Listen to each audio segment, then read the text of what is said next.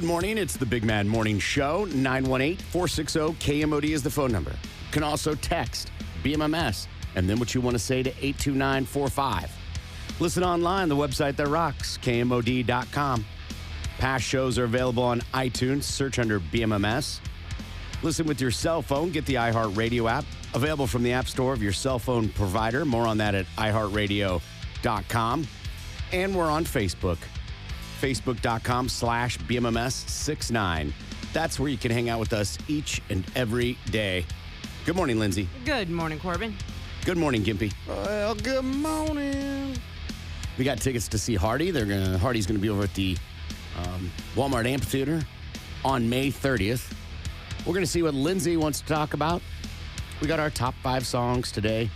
Top 5 songs for a useless day, Mother's Day. From Liz. What? How dare you? Like moms aren't celebrated every day anyway. We're not. We're taking advantage of. We're so overworked. We're so overworked. For Mother's Day from listener Mama's Boy. And then we're going to do, we've been toasting to our troops. I got asked yesterday, how does someone submit a vet for Toast Our Troops? Super easy. Go to the website that rocks, KMOD.com. You want to highlight that local veteran? If we pick them to share their story on the air, they're going to get the hookup. Shinerbach case. 2, dinner, Mondo's in the heart of Brookside. If you like Italian food, then you would like Mondo's. And so just for being a vet and letting us talk to you and about life, then we consider it a little honor. So we like to toast to our troops from Shinerbach and 97.5 KMOD. Again, contest page at KMOD.com. You said something that it can't escape me. Do you really feel like mothers are taken advantage of? Oh, my gosh. We are not celebrated enough. Oh, I'm serious. At least I feel like that. Yes. What would be a satisfactory amount of celebration for you, Lindsay? Dude. Well, define celebration. I wish. I would love to be pampered more often. Who wouldn't? Yeah, for real. I would love to be able to take more time for myself. Who wouldn't? What's stopping you? Good point, too. Responsibilities, making sure that my kids are everywhere that they need to be, making sure that my husband has everything that he needs to have to get through his day. I mean, I can't, my family can't function if I am not around. Settle down. Where's this? Where's that? Do you know where this? Yeah, it will. Listen. It literally will. No, settle down. I believe you and know you enough to know that you are that person in that house. Thanks. 100%. Thank you. I know that. That's all I need. I know that. That's really all I'm looking for. Yeah, I know that. Segment over. However, God forbid, knock on wood, would not want this to happen. You die. Mm-hmm. They wouldn't. Right. No, because my husband would just find a replacement wife. Oh, get out of town. That feels like an insult. An insult to him. He would have to. He would have to because he you're would literally die too.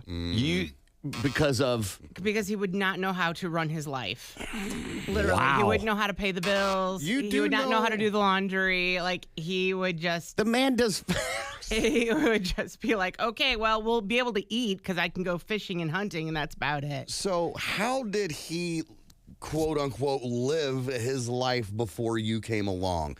Did his mother do everything for him? Pretty much. Oh, get out of here. Pretty much. I doubt that. No. I doubt that. No. I once received a phone call when we were just living together, and I was like, man, his sister was like, what do you do? And I was like, laundry and doing whatever it was. And she was like, I'm really sorry because, you're marrying a mama's boy. Me and my mom did everything for him. We took care of him. So sorry that you're going to be the one that has to do that. So you're saying you have buyer's remorse? No, I don't. That's what it sounds like. No, I don't. I just know that that's the way it's going to be. That's what would happen for sure. Nope. No, if you died or something happened, he would figure it out. The guy knows how to do laundry. He knows how to cook dinner. He knows how what the to get grocery store groceries. is. Yeah, exactly. You mention all the times the things that he cooks really well. Yeah. So it's not like he can't do it. He's not like he's totally incapable of doing it. You just take control and do it for him. And that's not a slam on you or anything. It's just the okay. dynamic of your home. That's how it works. But the fact of it is, we're all humans, and we all know and we'll all figure it out. Just like your kids. Your kids are at that age to where they can start doing stuff on their own. And I get it. Somebody's got to get them to practice. Somebody's got to get them there. That's because they can't drive yet. Exactly. So what are you going to do when they start driving? I say all the time. You going to go crazy and pull your hair out? I can't wait till Marcus starts driving so he can chauffeur himself to his practices, things, I can't wait for that. Well, When you'll it still came. have 2 others. I know it. It's not well, then over he'll yet. just take them around everywhere. Right. Again, I am sure you are that person in your home, as I know a lot of moms are. Also, dad's not celebrated enough either. Truth. Text. Dads are the one who needs to be celebrated way more. Kids automatically love their moms more than dads. And I kind of agree with that. I kind of agree that moms are loved and more celebrated and appreciated by their children than dads. Dad's always the mean one, the enforcer, I guess you could say. Sometimes the disciplinarian, sometimes, yeah, for sure. I'm not saying moms shouldn't be celebrated. I'm saying to imply that moms should be celebrated more than dads is a little narcissistic. You could take all the time you want, instead of maybe sitting there yelling in a microphone or a megaphone at a football game. Let the kids play and you go and, take your time to do what you need to do. Oh, You know then what? I would That's have what- guilt. Then I would have mom guilt of missing a game. And that's on you. You could also not cook one night a week. That is true. Make somebody else do it.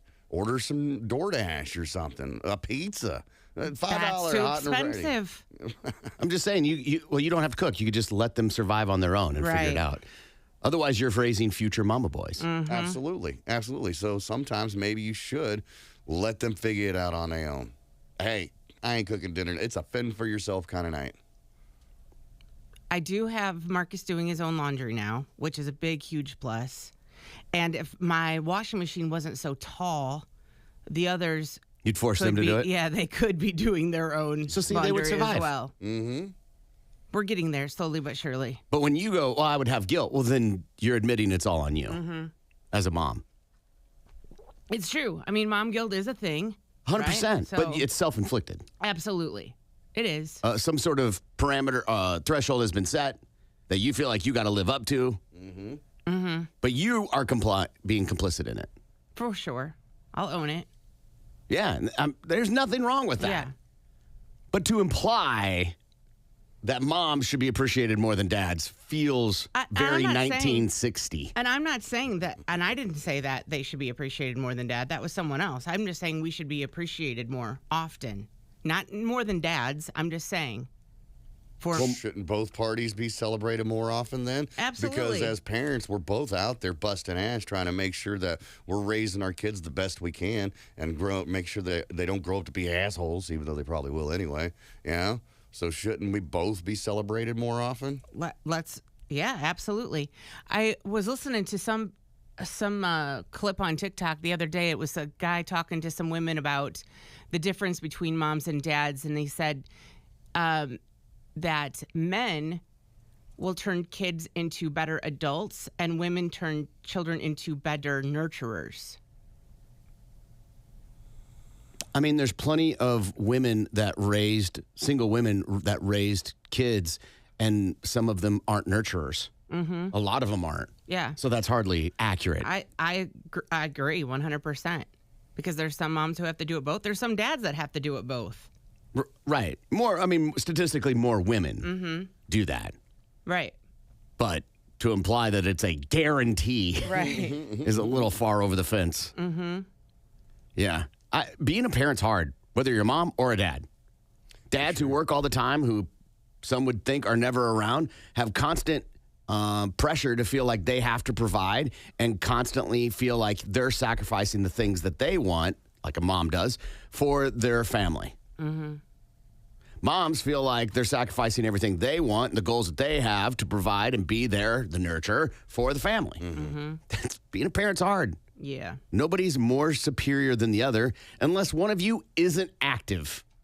Right. Correct. But to imply that Mother's Day is like, finally. Listen, it's your day. Do whatever you want. If you want to have the day off, and I pamper my wife and celebrate her, but I also don't wait for that day. I only do it because I feel like I have to on Mother's Day. Right, because it's, marked on the calendar. You ain't going to get no points on me. Well, he didn't get me anything for Mother's Day. Not on my watch. But it is some women, and I know we're just talking about it to be on the air, but some women 100% will die at the stake for the statement you're making. And I think that's insane. That is very silly. Unless you are the only person that's doing everything in the house. Yeah. We definitely, as fathers, need more boobies. No celebration needed for me. Seeing my kids happy and safe and healthy is all I need. Well, good for you for a level head. Right? Are you a robot? That person be pissed if they didn't get any recognition on Mother's Day or Father's Day, because I don't know who's sending it. I'm just assuming it's a mom. People don't know this, or maybe they do, and maybe I'm giving too much behind. You can see behind the curtain of when you guys text, so just so you know, I can see all your texts for eternity that you've sent to us. So I get to go back and see things that you have said to counteract your point, which, believe it or not, happens a lot. Yeah, right. All right. I wasn't going to bring that up. That's not what I was going to lead in with today. Just I pinned it on it. Today, they're not paying me to say this, but anytime you can save money, I'm going to bring it up. And it is Live Nation's Concert Week, so $25 tickets. You have just this week, May 8th through 14th. It starts in a couple hours to get tickets to shows for $25. Here's the shows that are affected in Tulsa. Some of them won't. Most of them probably not. I don't know. Depends on your music taste. But on June 7th, Lionel Richie, $25. Pink, November 8th, $25. Little Big Town, November 23rd, $25. I would go to 2 of those shows. Yeah. Lionel Richie? I mean, I'd Yeah, probably go to that's all one of 3, them. actually. Pink for sure. Pink Yeah. puts on a phenomenal show. Yeah, for $25, you can't beat it. Right. And then in Oklahoma City, Janet Jackson. All right. Right. I think that's solid. Yeah. August 14th, Escape and SWV. Sisters with voices. Now, And then Luke Bryan on August 22nd. does that take away all the surcharges? And Of course not. No, okay. But it's still But still, cheaper yeah. than what you would be buying. And again, they don't pay me, but I think that that's a hell of a deal Absolutely. to see a show for $25. And then there are other shows all across the country, of course, but those are the local ones that the concert, and they have different tiers you can be, of course, and all that. Make no mistake, Live Nation is a for-profit company. Yeah. But to get a show for $25, if one of those interests you, especially with Mom's Day, if you have a mom that needs to be celebrated more, Get her tickets to Lionel Richie. Lionel Richie or Janet. Heck yeah. Janet puts on a good show from what I've been told. I've never seen her, nor will I. I have no desire to go. But $25, I'd go. How many times have we on the air we complained about the price of tickets and like, I'm not paying that. Right. Right. See, now this is what's going to happen is it's going to be $25 for the tickets, but it's going to be like $6,000 in fees. That's how they make up for all that. Yeah, I can't attest to. But $25 to me is a really, it's a hell of a deal. I think if they really want to, move the needle and help people out, just get rid of all the fees. Live Nation, it's concert week or whatever. Maybe a discounted price on the tickets, but definitely get rid of all the fees. And I think you would push more tickets that way. Yeah, I don't know. Because I absolutely, I don't know. I'm not going to buy a $25 ticket to find out how much these fees are, but I know that they're going to be there.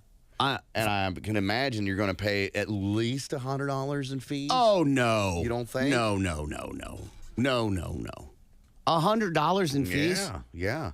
For a pair of tickets, that's what, $50 a ticket? All right, so we'll just say $50 in fees for one ticket. We're going to test this theory. To be honest with you, I haven't purchased a ticket in a while. In a long while. Humble in at brag. least 12 years. So I honestly don't know what the fees are, but they seem, from the complaints of everybody else in the world, that they're outrageous. So I'm going to pick 2 tickets to see Pink. Yeah. Right? Yeah. This is not the $25. So 2 tickets, $105, $210, but it has to add fees, right? Mm-hmm. I'm hitting next. And of course, you want my username and password because taxes and fees total. So taxes are $15. Okay. Can't get around that. No, you can't get around that. Can't get around that. Is that $15 for both? That's total, yeah. Okay. So can't get around that. And most people aren't aware that when you buy tickets to an entertainment event in most cities, especially ones that are having a rejuvenated downtown district, have an entertainment fee tax. Or tourist tax is what they call it sometimes. Okay. So $15 and an order processing fee of $295. Okay. And then the service fee for 2 tickets is $44. So you weren't wrong, but you weren't right either. Right. It's closer to the $50 mark than it is. Not the per ticket, $100 though. mark. Right, exactly. Still $50, take away that. That would still, I think, would move the needle more so than $25 tickets. Yeah, but the $25 tickets for this Pink concert, instead of the tickets being $210, Right. will be $50. Yeah. And Which makes then the taxes less. And the order processing fee is probably still the same. Right. I imagine the other fee's still probably the same. $295. $44. So $44 total, not including taxes, $48 total, is not $100. Right. It's not insanity. But still, $25. Yeah. It's a pretty dramatic change in ticket price. Yeah, for sure. Also, gonna be probably not for front row. That was my next question. Where are those $25 seats getting you? Beggars Probably can't be choosers, though. 300s, Beggars can't be choosers. Yeah. You can't. You get what you pay for. Oh, absolutely. I'm a firm believer in that. 100%. You want good seats? Pay good price. Pay the $5,000 it's going to cost you to get up there. Hell no. Right. But even those nosebleed seats usually are $125. What I just some. picked. Exactly. What I just picked. So, yeah. Like $100 to see Pink. Get it out of here. That's insanity. Yeah, I'm not paying that. $100. I love Taylor Swift. You guys both know this. I'm not paying that ticket price. I'm just not. No. She's amazing, I think. Her concert's one of the best I've ever seen. No. I can't really think of any band that I would pay that much for. What band would you pay for? Right. Let's just start with that with you. I'd pay for a lot of them. I paid for, Casey Donahue tickets before. I paid for Luke Bryan tickets before. I paid for Eric Church tickets before. I've paid for tickets before, don't get me wrong. How long ago? It's been a minute, but the fact of it is when it comes down to, let's just say George Strait, King of Country, right? Huge fan. Haven't seen him, bucket list kind of guy. Am I going to pay $100 for a pair of tickets? Probably not. Am I going to pay $200 for a pair of tickets? Probably not. That's probably why I haven't gone and seen them yet. Bluey's coming to the PAC, and we talked about taking my kids. The ticket price is insane. I'm like, I'm not doing it.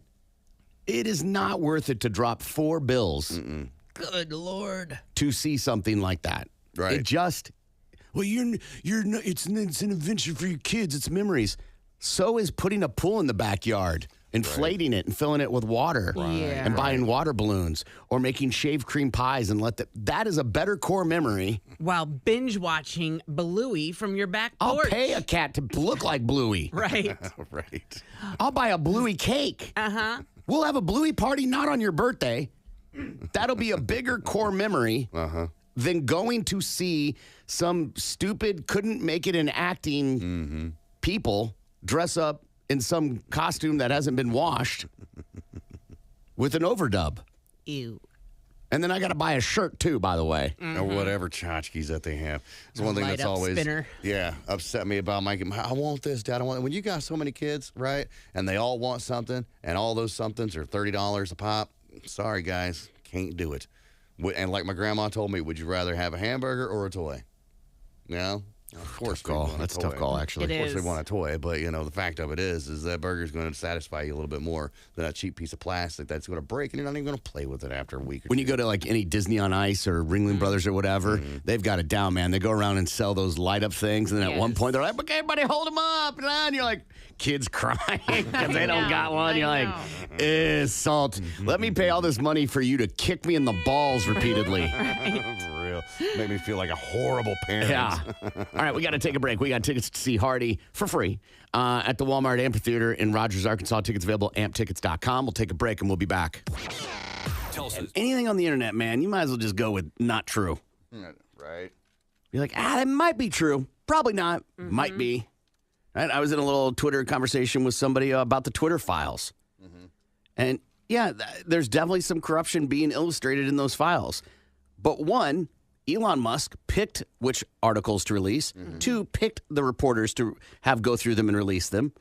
And he's hardly the most honest individual. And corruption, being in corporate America, is hardly a gotcha moment. Right. It's kind of been going on for a long time. Yeah. Rugby player loses his favorite testicle in freak accident. Jack Johnson is the guy's name. Making banana pancakes. Not to be confused with the singer. He's a rugby star with the Newcastle Thunder over in England, and he was violently, he violently lost something extremely close to him in what he calls a freak accident during training. His favorite testicle, which is the left one, reportedly exploded after taking a direct shot from a knee. It had to be removed. This isn't the first time this has happened in rugby. No, that's It a happens a violent lot. sport, man. It happens. And I guess they don't wear cups or only pussies do, I guess. I don't know. So I do jiu-jitsu, right? And I wear a cup. And I can tell it annoys some of the guys. Why? Because when they kick you, it goes donk. Yeah, or like when you're changing positions that... Like there's a move where you put your knee into their stomach or on their sternum. Yeah. And that sometimes your foot will then hit their balls. Yeah. And I just don't want people's appendages on my balls. Sure. Sorry. Makes sense. But if I'm Is in it rugby, ticklish or what? but I gotta say, if there is a if there's a chance, if I did radio broadcasting and there was a chance I could rupture a testicle doing it, I'm wearing a cup to protect my balls. Absolutely. And these are ones of pros that this is happening to. You have no use for yours right now at all whatsoever. I mean, the path has been blocked. Yeah, So, I have like, had a vasectomy, Yeah, yes. the use for your boys is null right now. Yeah. But I get it. No, you kind of grown it's- attached to them over the years. It's the mental part. Yeah. Right. If you have one less testicle, you're half a man. That is true. And you're gonna feel that way. It's been documented. Well, some men feel that if they have a vasectomy, they feel like less of a man. I've never felt that. Well, I no, got I'm two not- reminders. Right. I'm not saying that you do, but there's some guys out there that, I've never heard anybody say that. Maybe they do, but I've never heard a guy say that. well, fortunately for Jack Johnson, he kept a sense of humor. He says that the team season has been a testy one, and we've not been on the ball as we should have been. Yeah. Poor guy. That's gotta be painful. I'm sure. Imagine it does. I'm sure. Just getting grazed Oh yeah. is a painful experience. Yeah. Let alone a testicular rupture. Yeah. Band name. Yeah. Hello, we are testicular rupture. Yeah. It is a good band name. A guy sprained my ankle, I know. Mm-hmm. Right? I pull a muscle. I know. My rotator cuff. I can identify that. If it, it's just painful. That's all I can identify. That's it. It's my testicle. It's painful. Full stop. That's it. Nothing Right? more, nothing less. Classic Eddie Murphy, man. Guys get hit in the balls if it's just you barely graze it. Guys will go, Did that just hit my... Is that like when you get it twisted, when one gets twisted? Like, Oh, no. That's a different thing. That can happen while you're sleeping. yeah, that happened to a kid in school, in elementary school. Yeah. And he had to have it removed, I think. It typically, if it can't be... Which it's weird to say this with you're using a child reference, is Yeah. it has to be massaged. Oh. And then, but a surgery sometimes is necessary to untie it. Testicular torsion Yeah. occurs when the testicle rotates, twisting the spermatic cord that brings blood to the scrotum. The reduced blood flow causes sudden and often severe pain and swelling. Testicular torsion is most common between the ages 12 and 18, but can occur at any age, even before birth. So Wow. like what happened is like a Karen went to God and was like, "Hey, this feels hardly fair. Yeah. Once a month I'm bleeding. I got to carry a kid and grow an organ inside me and then dispose of it. Can we even this out?" And he's like, "I could tie his balls in a knot for a 6-year period." Right. Like you gotta Maybe. give him something to worry about. Please. I'm good. I'm good on all that. Do you know anybody that's ever gotten that gimpy? I do. My nephew, as a matter of fact, came out that way and had to have surgery to get it fixed. Oh, out of the womb. Yeah.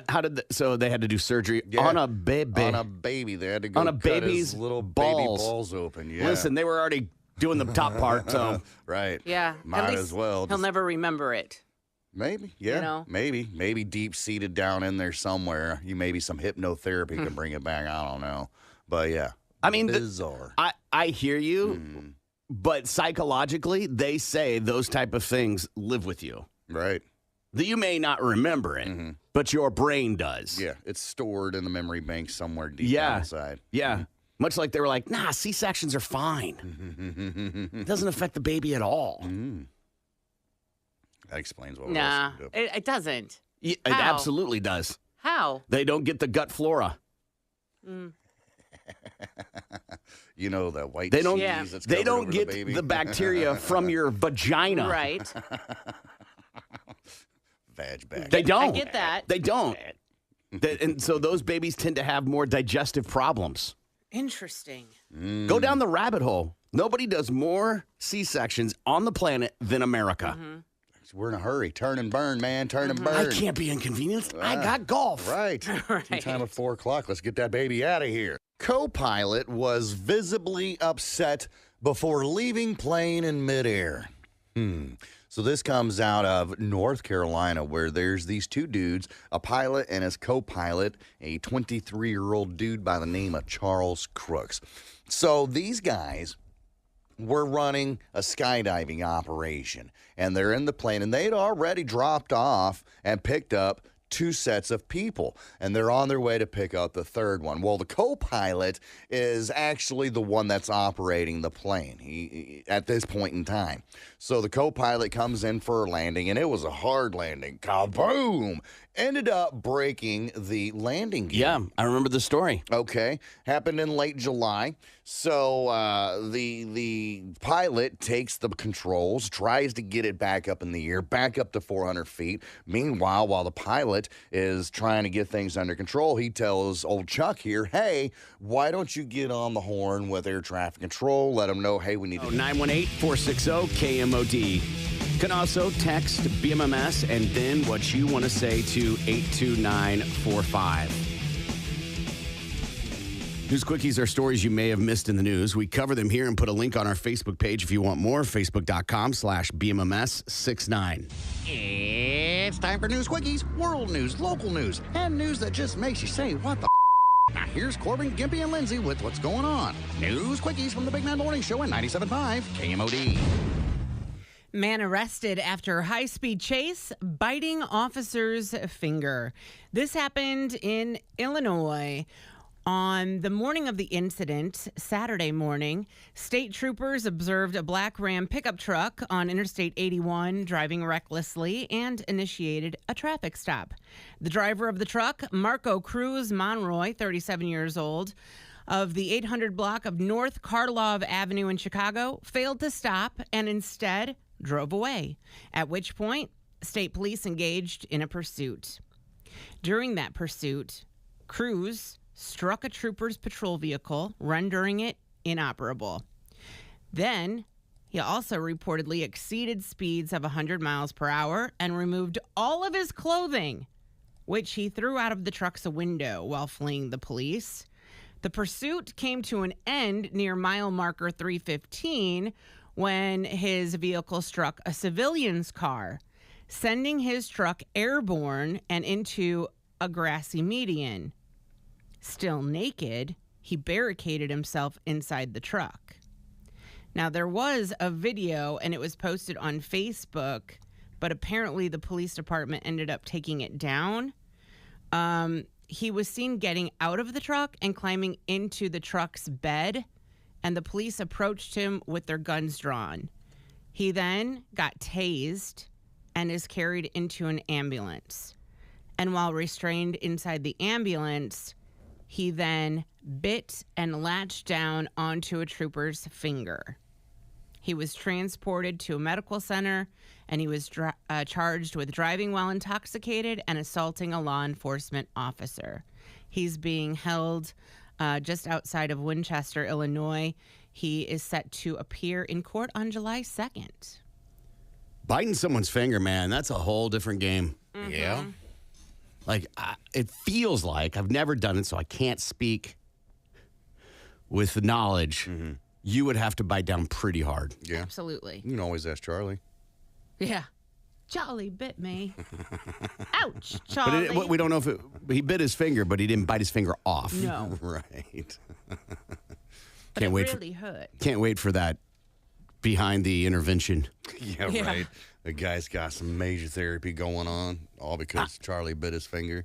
Because he's got to be 20 now. Yeah. Yeah. And do you think girls are like, do the line? Do the Yeah. thing. Do the line. Well, I'll give you another biting story. All right. A man bites a chunk out of a deputy's head. Oh. The picture is amazing. This comes out of Florida, where a Holmes County Sheriff's officer, the deputy, was walking through the Vortex Springs Soul Fest. And that's when a volunteer that was working for the festival apparently was jacked up.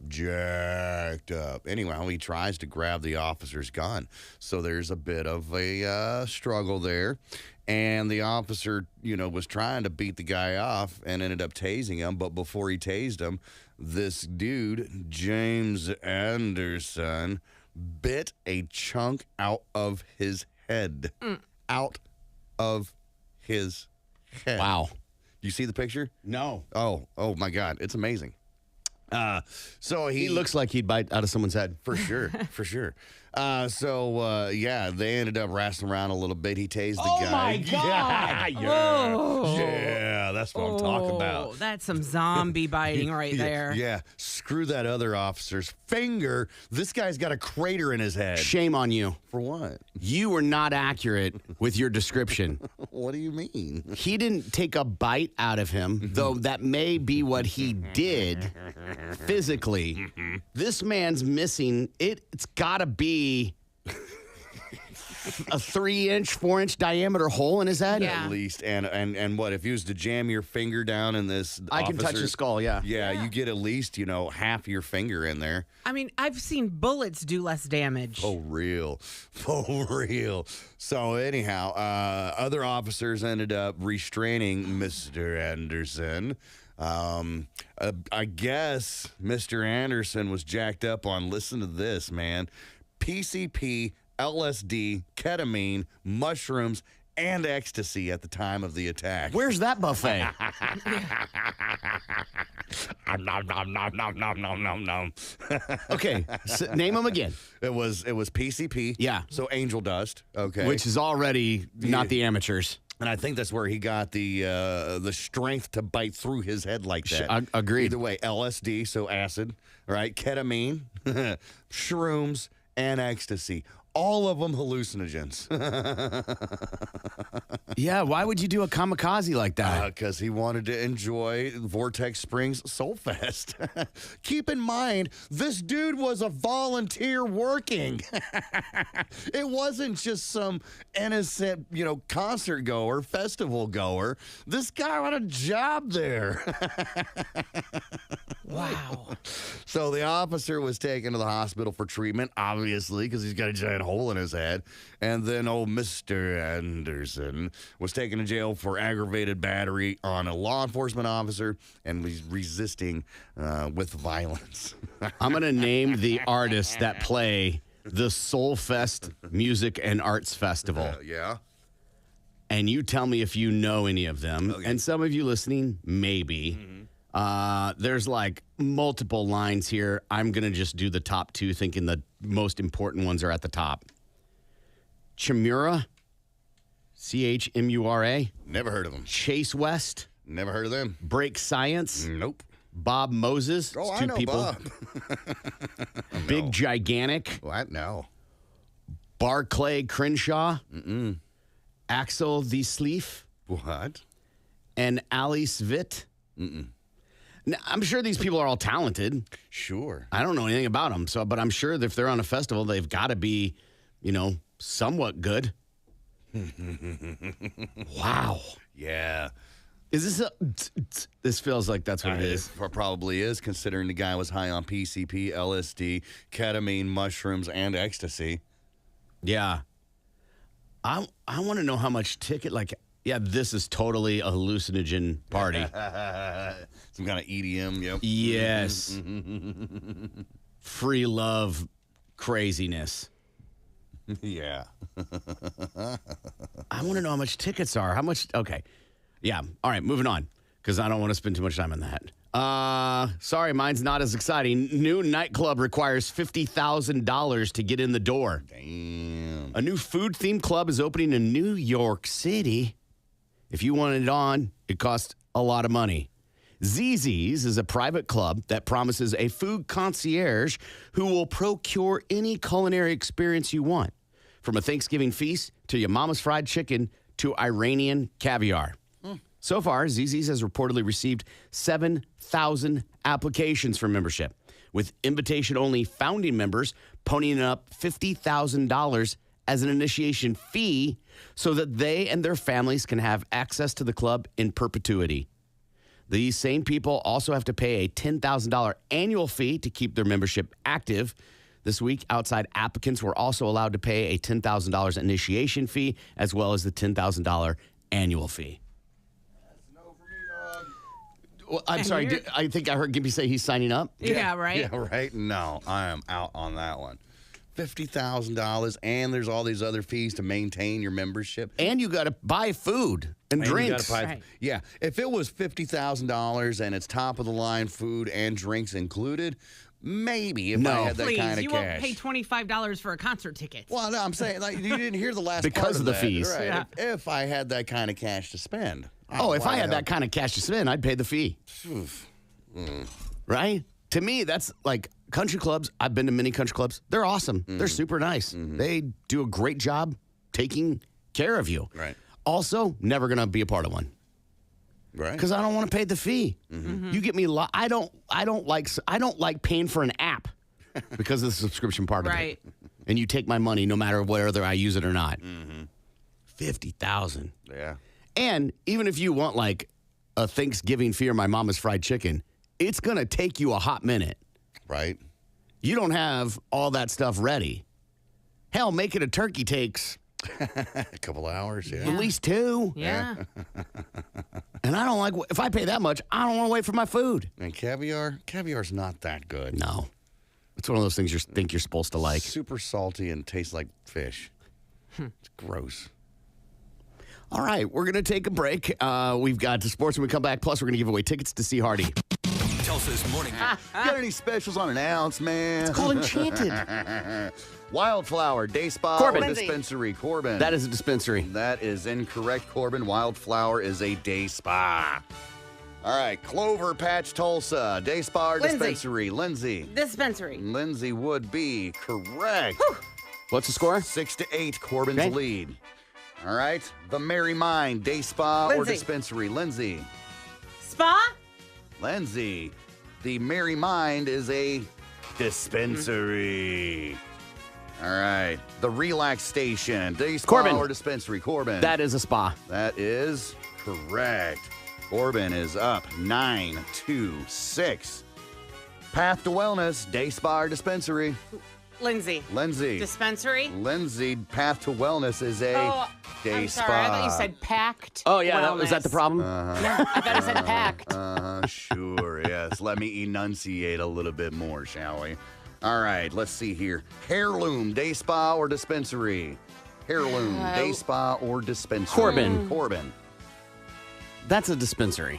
Corbin, Heirloom is a day spa. You're still in the lead, 9-6. He's okay. Tulsa Garden, day spa or dispensary? Lindsay. Lindsay. Day Spa. spa or dispensary. The Tulsa Garden is a day spa. Good job, Lindsay. Score. We're looking at 9-7, Corbin's lead. Bella Roma Medical, day spa or dispensary? Corbin. Corbin. Dispensary. Corbin, Bella Roma Medical is a day spa. Stonebrook, day spa or dispensary? Lindsay. Lindsay. Spa. Yes, you are correct, Lindsay. We are now 9-8, neck and neck. Who is going to win, day spa or dispensary, and walk away with a big, big prize? Stone Age Meds, day spa Corbin. or dispensary? Corbin. That is a spa. Corbin. The Stone Age Meds is a dispensary. Uptown Wellness, day spa or dispensary? Corbin. Corbin. That is a spa. Corbin. Uptown Wellness is a dispensary. Really? We only got 2 left here. Okay. All right. So we got a chance to tie it and a breaker if we can do this. All right. Pura, day spa or Corbin. dispensary? Corbin. Dispensary. Corbin is correct. Pura is a dispensary, puts him with the win, 10-8. I'll go ahead and give you the last one, see if you can guess it. Stonebrook, day spa or dispensary? Lindsay. Lindsay. Spa. Lindsay would have been correct, which wouldn't matter because it's 10-9. Corbin is the big winner. Congratulations, Corbin. What'd I get? You want to know what you got? Yeah. My friend, I tell you, you have won my leftover potatoes. That's right, Corbin. I had dinner last night. I love it. That's awesome, man. I'm actually kind of hungry, so I think that's a fantastic This is gift. perfect. And you're not a horrible cook. No. So that's great. But, I just think it's just an honor to win. So I'm going to go ahead and give it to Lindsay. She put in a valiant effort. Listen, And, Corbin, I just appreciate the competitiveness. And, I'm just one guy on a team, and we're just a team trying to make the thing happen. And, it's an honor to be a part of the Ford Truck Series and anything I can do to make this Hilton Hotel team do the best I can. Well, Corbin, I'm glad that you accepted and decided to give your prize of potatoes to the loser of the game, but that's not all that you're going to win. All right? So not only do you get my leftover dinner from last night, my potatoes and a little bit of steak with some cheese on top, I'm also going to hook you up with a 6-pack of Twisted Tea. Set right up front because nobody wants this. So Yeah. I grabbed a pack and you get to take it home with Again, you put Twisted zero Tea. effort into the prize. Yeah. Again, I'm just real grateful that this Hilton Honors team did the best they could, and we'll make sure part of the Ford Truck Series continues. So I'd like to give it to my second place because second isn't winning. So Dude, Twisted Tea is a great beer fridge for guests. Right, item. right. Well, congratulations, Lindsay. You got yourself some old mushed potatoes and some warm Twisted Tea for losing on Day Spa or Dispensary. 2 Subway employees shot over too much mayo. okay, I was like sandwich or Yes. tunnel. In Atlanta, police responded to a shooting at a Subway location inside of a Circle K. Reportedly, a customer became irate when too much mayonnaise was squirted onto his sandwich. That's when he allegedly opened fire, hitting 2 female employees, one of which was fatally wounded, and the other is in serious condition. The store's owner says a third employee fired back at the unnamed gunman. What? Yeah, but he A third missed. employee. That means the employee had a gun. Yeah. Well, by God, we got to save them sandwiches somehow, Corbin. Yeah. The suspect is in custody. Police said that the woman was 26 years old. A 24-year-old employee was shot in front of her 5-year-old son. She's the one that's in critical condition. The woman was hit twice after she pushed her son out of the way under the counter to keep him from being hurt. The co-owner of the Subway said that a third worker had definitely shot at the gunman. He missed, but at least he put up a little fight, he said. Atlanta police officer said that this was a case of someone with a gun who didn't know how to resolve conflict without resorting to violence. They did not release the identity of the worker who was killed because they were still waiting for family members to be informed, but said both of the employees were young women who had just started at the location about 3 weeks ago. And the customer had been in the Subway location before without ever having an incident. The interim chief of police said so far arguments are the majority cause of homicides this year in Atlanta. There's a lot going on.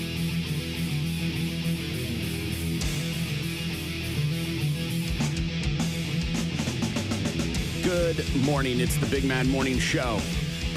918-460-KMOD. You can also text BMMS. And then what you want to say to 82945. Let's see what Lindsay has for Balls to the Wall Sports.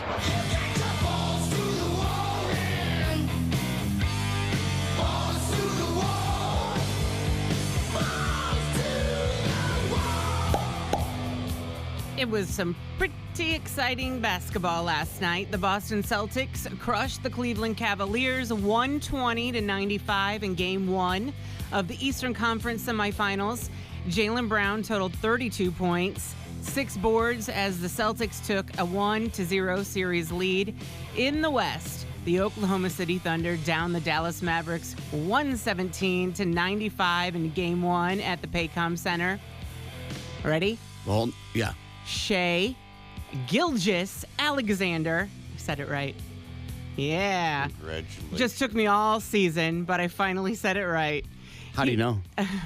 She heard somebody else say No, it. I watched it. I watched the game, and I said it, I think 6 times to make sure that I said it right. He fell just shy of recording a triple-double, finishing with 29 points, 9 assists, and 9 rebounds. Yeah, I mean, he obviously had an impressive game. Yeah. But remember, we were talking about the Knicks and what Jalen's scoring like 43 points and how he keeps doing that. Mm-hmm. Thunder don't have to do that because everybody's playing a part. Absolutely. And they're 5-0, which is a pretty big deal in the postseason. Yeah. And they held Luka to only 19 points. Mm-hmm. That's massive. Yeah.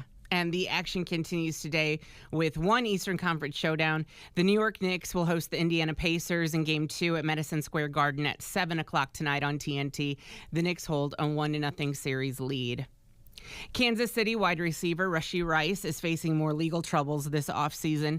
The second-year Chiefs wideout is a suspect in an alleged assault that left a man injured at a Dallas nightclub earlier this week. Dallas police said that no charges related to the alleged assault had been filed as of Tuesday afternoon. The 24-year-old was arrested in March after being involved in a 7-car crash that left at least 7 people injured. He's currently facing 1 count of aggravated assault, 1 count of collision involving serious bodily injury, and 6 counts of collision involving injury. And Well, I just want to talk about that for a second because Sure. Obviously you don't need me to say how insane this is. Right. For him to continue. Be boring. Exactly. You're jeopardizing your career now. 2 yoke ups in that short a time. To me, how did you go all last season, not in the offseason, nothing? Were you out trying to prove yourself? So you went and worked out every day and did all these things and didn't go out and party? And now because you won a Super Bowl, you're like, oh, I'm somebody. Do I get to go out? And so you're not dedicating yourself the same? And I can't imagine what it's like for an organization to be like, come on, man, be boring. Exactly. He's 24 years young. Can't blame him. Exactly. And this situation's a little different. This was an altercation outside a club where if somebody probably talked to S to him and maybe another football fan from another team, I don't know, or disrespected somebody. And who knows? Right. But it feels a little like, just stay home. Get really good at Call of Duty or something. Right. Host a charades night. Come on. Be boring. That's your Balls to the Wall Sports. I'm Lindsay on 97.5 KMOD. Balls to the Wall Sports is powered by Miller Lite. Put a pile on like the counter and just kind of dip like you would your donuts in your coffee. No. Or? So what I do is I put it in my hand, right? And then I waddle into the carpeted area in the closet, right? Okay. And then I have to it's kind of like a squat. Okay. And then I do the sides. Okay. And then I go underneath. Okay. No padding at all whatsoever. Just kind of. No padding. Okay. It's not It's not playtime. Well, what you do in your carpeted part of your closet is your business. And then whatever's Is it left a goes rub? in my armpits. Okay. Makes sense. If it's not a pad, is it a rub down? That's what I said. I said rub. Yeah, on Right, each side. Yeah. Okay. Right. Yeah. What are you, a patter? I'm not a patter. I'm not even a powder. Dude. I'm a sprayer. Dude. I'm a sprayer. I got the talc spray, man. No. Dude, going with powder is a game changer. You say that now, but on a steamy, balmy day like it has been, you get that cold spray on your boys. Ooh. That's temporary relief. Yeah. I'm talking long lasting. Yeah, but it has the powder in it, and it does last a while. But that initial shock of the freezing cold air blasting in my balls feels great. Don't knock it till you try What is it. the movement is what I'm worried about. What, do you think it's going to blast them off like It a could freak- sandblaster? Yes, I know. I don't want a cold burn. Airport runway worker killed after being sucked into the airplane engine. Yikes. Federal officials are investigating the weekend death of a grounds worker at the Alabama airport. NTSB said the worker at Montgomery Regional Airport was killed after he was sucked into the engine of an airplane. It happened Saturday afternoon, according to the NTSB. The American Airlines plane had just arrived from DFW when a ground support personnel was ingested into the engine. The unidentified worker was employed by Piedmont Airlines, which is a subsidiary of American Airlines. So, if you look at an engine, when it's not moving, it's got the little curly Q. That is on there to know if the plane engine is on. Well, that makes perfectly good sense. I guess it didn't work for this guy, though. He may not have been present that day or skipped that part of the training Right. process. I wonder what that is. Dude, I don't even think you probably have time No, you don't feel anything. to. And does it? So when I was in high school, we had a family friend that owned a chicken farm, and during chicken harvest season, we would go and he'd pay us, and you make good money, right? Yeah. And you load up just the females, you don't load up the males, but you have to kill the males, and you're supposed to pop their necks and throw them in one of the cages, and then they get collected later, right? Yeah. Okay. Yeah, makes no sense. I'm sorry, cancel me. I don't know. I'm just saying that's the way it worked. Some of us, not me, would throw the chicken into the industrial fan. That chicken into the industrial fan, which are those big. Boom, boom, boom, boom. No, not me. Have you seen my throws? I would never do. Listen, Pepsi bowling champ of the 8th That's grade. not throwing. You got to throw a ball. It's rolling. Whatever. You rolled that rooster on into the fan. And it kind of the point being is it would stall the fan wouldn't just keep running. Right. Right? Like it kind of would. Yeah, bog down a little bit. Yes. Yeah. Is that happening with an airplane engine? You would think. You would think. But if that's the case, if something that ends up getting sucked into the engine is automatically going to shut the engine off, that would not be a good idea for a plane. Because ducks, geese, birds, Superman, whatever. Yeah. I mean, the movie where they landed the plane in the Hudson, that's what that was about. Yeah. So if it was going to, shut off anytime something flew into the engine, well, they wouldn't be on the ground or they wouldn't be in the air. And what type of plane are we talking about? A big one, a small one. If it's a regional airport, it's hard. No, it ain't a big one. But anyway, crazy. Got to take a break. It wasn't me. I didn't do it. That was 30 years ago. Did you get any of the guts on you? What is it? No, are you book looking projects at out. a statute of limitations here to see if it's okay? Totally. Let you throw I your didn't say okay. cocks in the fan? Come on. Texas woman attacked by snake and a hawk. There's this gal. She lives just outside of Beaumont. Her name's Peggy Jones. And Peggy's out there mowing her lawn last week on her rider, just minding her own business. Out of nowhere, the snake falls from the sky, lands on her, and then wraps itself around her arm, right? Ooh. So here's Peggy mowing her lawn on a hot Texas day with the snake around her arm. She's flailing it all over the place, trying to shake the snake off of her arm. Okay, that sucks. But then out of nowhere comes this hawk and swoops down on her and starts attacking the snake, trying to get the snake, right? So she says the snake swooped down on her like 4 times. Eventually, it ran off with the snake. It got the snake off of her arm and then flew off with its dinner. She said there was blood everywhere. She thought that she had been bitten. Her husband heard the commotion, comes out. Peggy, what the hell's going on? She told him what happened. He takes her to the ER. They treat her for the scratches and the bruises. Come to find out she wasn't bitten, but she did get close because she found some venom on the lens of her glasses. Oh, my gosh. Yeah. But nonetheless, Peggy's fine. Peggy's fine. She was treated. She went back to the house, and she considers herself to be the luckiest person alive to have survived such an attack. Not the first time Peggy was bitten by a venomous snake, though. She says she was bitten a few years back as well. But I bet it's the last time she mows the lawn instead of her husband doing it. Or she doesn't have a husband because he Right. died suddenly. Before the next lawn mowing? Yeah, Damn. right. Crazy things happen. Right. Some women like mowing the lawn. Yeah, I know. I enjoy it too. But, man, if that happened to me, I'd be like, this is why you're supposed to be Oh, doing no. this, not me. So put me in danger. Right. Yes. She did say that her old man, when they got back to the house, she got back on the tractor, but he stayed close and kept an eye on the Because what's he gonna skies. do? Right. Right. Duck! Right. Stop. You see something flying, you just bat it out of the way. No, Yeah. no. Wild brawl breaks out on dock among dozens of people. This happened out in Alabama on Saturday among dozens of people in a manic scene that mirrored a massive WWE fight, and it was all captured on video. Montgomery police have issued 4 active warrants as of Sunday, and more will likely follow as they review videos posted to X. Local NBC affiliates, station WSFA reported about 7 p.m. on Saturday, a witness claimed that a group of boaters refused to move their pontoon boat so that the Harriet II riverboat could dock. The account was seemingly backed up by the Montgomery mayor.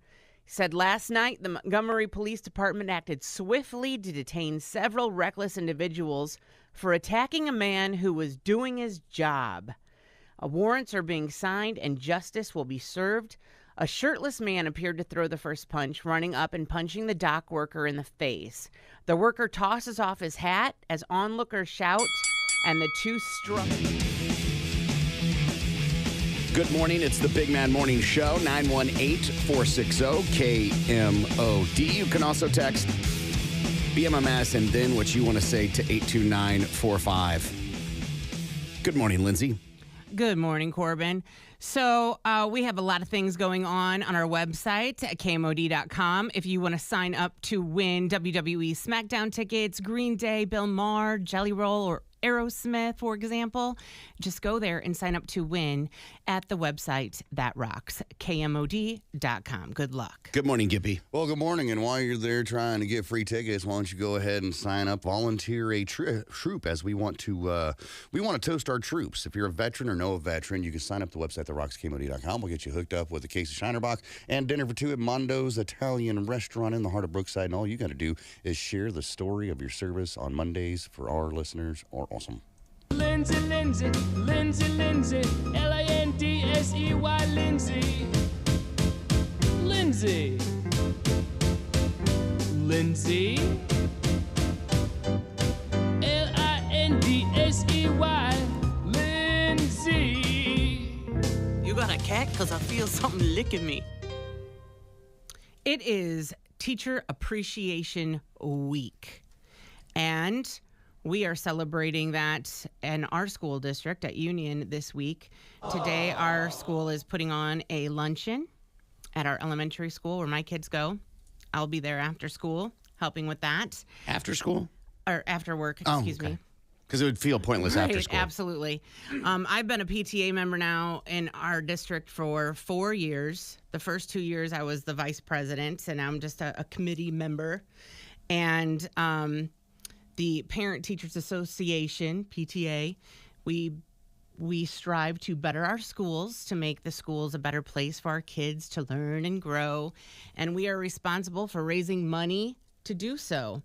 So all of the fundraisers were responsible for that, and anything that the schools need. For example, like after the pandemic, water fountains went out the door. So we have to come up with new ways to have water in the schools for the kids to, water bottles. We want your kids to bring water bottles to school. And that was more of a nationwide thing. But in order to fill those water bottles, you got to have those water bottle filler uppers. Well, those are really expensive. That's the technical name, right? Okay. Yeah, exactly. But that was like $12,000 to install those in a school, and that's just one. Why is that the PTA's responsibility? Because there's no funding for it. You can But the write school a took out grant the for fountains, it. right? A lot of them did, yeah. So wouldn't it be on them? You would think, but you have to write a grant for it, and not a lot of public schools won't approve that. So we will raise money and have those installed. So we have to do fundraising for that. And throughout the year, teachers need things for their classrooms, or things need to be updated. So those are the things that student or school fundraising helps to support. But it is Teacher Appreciation Week, so we appreciate our teachers and we show them all the ways that we appreciate them. We bring them flowers, or we host a lunch for them, and things like that. But I was going down the rabbit hole of some bad teachers out there that aren't very appreciated. And I found some really Aren't very great appreciated? stories. Yeah. Like they need to be appreciated? No, that are some really, really fun stories. Oh, of bad some teachers. Really bad teachers. Okay. And a 50-year-old math teacher recently was teaching his 5th graders at Brookside Elementary in Norwalk, Connecticut. And he turned his math class into a martial arts course. Apparently, his class was a little bit bored. Now, it is hard to teach math. And I know I was a really bad math student. I still hate math to this day. This guy apparently could not get his class to pay attention, so he thought, hey, I am a martial arts teacher. Let's try something different. He started demonstrating several defensive holds during class and put one student in a chokehold and choked them out. The child passed out. Fortunately, the student didn't sustain any permanent injuries, but the teacher was charged with strangulation in the 2nd degree, risk of injury to a minor, and reckless endangerment. They resigned and will probably start looking for a job. I mean, Where was this at? My goodness, in Connecticut. Huh. Yeah, just this last year. Wow. Yeah. This was a crazy kindergarten teacher in 2021 in Little Rock, Arkansas. Ordered one of her students to unclog a toilet with his bare hands. I think that's smart. Yeah, I remember that story. The student had not clogged the toilet on purpose. It happened naturally. Yet the teacher told him to clean his waste and toilet paper out with his bare hands. Oh, my God. Yeah, you can't do that. Yeah. And right after the incident, the teacher admitted she was wrong, said she was only trying to teach the child how to not clog a toilet. Duty. How does that teach you not to clog a toilet? Right. I mean, It teaches you, if anything, how to unclog. right. Absolutely. Right. It'll prevent you from clogging it again if you did it on purpose. How will it prevent you? You can't control what happens with your body. Well, I mean, no. So, like, if you're using an overabundance of toilet paper and it clogs it up that way, if you got to reach in here with your bare hand and dig out the dookie, that's going to make me think, I don't want to shove that much toilet paper down in there again. Okay. Yeah. I'm not saying it's right. I'm just saying. Here's a nutty teacher, plastered and pantless. Weird transition. All right. Unfortunately, this one happened in Oklahoma, overwhelmed by her first day of teaching at a new high school. She started drinking vodka and orange juice on the way to school. We read that story on the air. And the assistant principal found the new hire in an empty classroom with no pants or shoes on. Vodka makes you hot. Yeah, You're a little like, I bit. just gotta take my pants off and I'll feel so much better. A loopy, lousy teacher compelled by God to mess with skateboarders. This was a primary school teacher in Southern California, caught on camera, pushing over teenage skateboarders, stealing their skateboards, and tossing them over a hedge. The teacher said God compelled him to do these things. He says, when I stepped in, I felt compelled by a higher power. The teacher told the Orange County Register, honestly, have you ever been grabbed by the Lord in a way you never thought you would or you could? That's exactly what I'm testifying to, and I'm not speaking in hyperbole. I'm speaking right from the heart. In Florida, a math teacher allowed a 14-year-old to drive her to Waffle House because she was too drunk to drive herself. After consuming... Responsibility. She's Right. being responsible. After consuming 5 beers at home, she craved some Waffle House and recruited her boyfriend's 14-year-old son to drive her there. And when police pulled them over, she had an open beer in her lap. At a high school in New Jersey, staff members were finding human feces on the outdoor track on a daily basis. The school resource officer and other staff members decided to monitor the area, and they were shocked to find out it was the superintendent of the neighboring school district who was pooping on their field. The superintendent pled guilty to one of the poops and tried to sue the police officer for releasing his mugshot. That is awesome. Yeah. The mindset this adult, I'm probably elected, had to go over there because what? Your team beat the other team beat you? Right. Right. Exactly. Or there's a game coming up. Right? Homecomings this week. You guys think you're this? I'll show you this. Yeah. This one, I saved the best for last. This one was just last week in Wisconsin. 24-year-old Wisconsin elementary school teacher arrested for allegedly making out with her 5th grade student less than 3 months before her wedding. Yeah. Madison Bergman, her alleged abuse of the 11-year-old boy came to light when the student's mother overheard her son talking to the teacher on the phone. The victim's parents allegedly found text messages between the pair, and the boy's father then stormed into the elementary school with printouts of the conversations. The deranged text chain included messages from her allegedly discussing multiple encounters inside the classroom during lunch or after school. She's also accused of telling the child how much she enjoyed him touching her and making out. Inside her school bag, police also found a folder with the victim's name on it containing many handwritten notes talking about how much they kissed one another. In one of the letters, she allegedly wrote, "One of my cousins is in the 5th grade, and I can't imagine a man talking to her how we talk. I know we have a special relationship, and I do love you more than anyone in the world, but I have to be the adult here and stop." Now, Yeah, now. After you've already made out several times. I don't have an 11-year-old. Do teachers call 11-year-old students on the phone? No. I wouldn't think so. But this part is interesting. Oh, yeah? Have we not hit it yet? It's not clear how long the abuse had been going on, but the teacher told investigators she was given the boy's phone number by his mother back in December when his family invited who they thought was a beloved teacher with them to the Afton Alps for winter break. So they invited her on a family vacation with them. I would never do that, but I don't think that is that bizarre because there are plenty of people that befriend teachers. and they bring them into their circle. Right.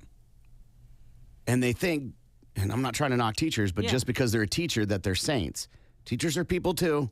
Sure. And there's some bad actors in that classification. Sure. Absolutely. So they just probably presumed that she was a teacher, so she must be a good human being. Right.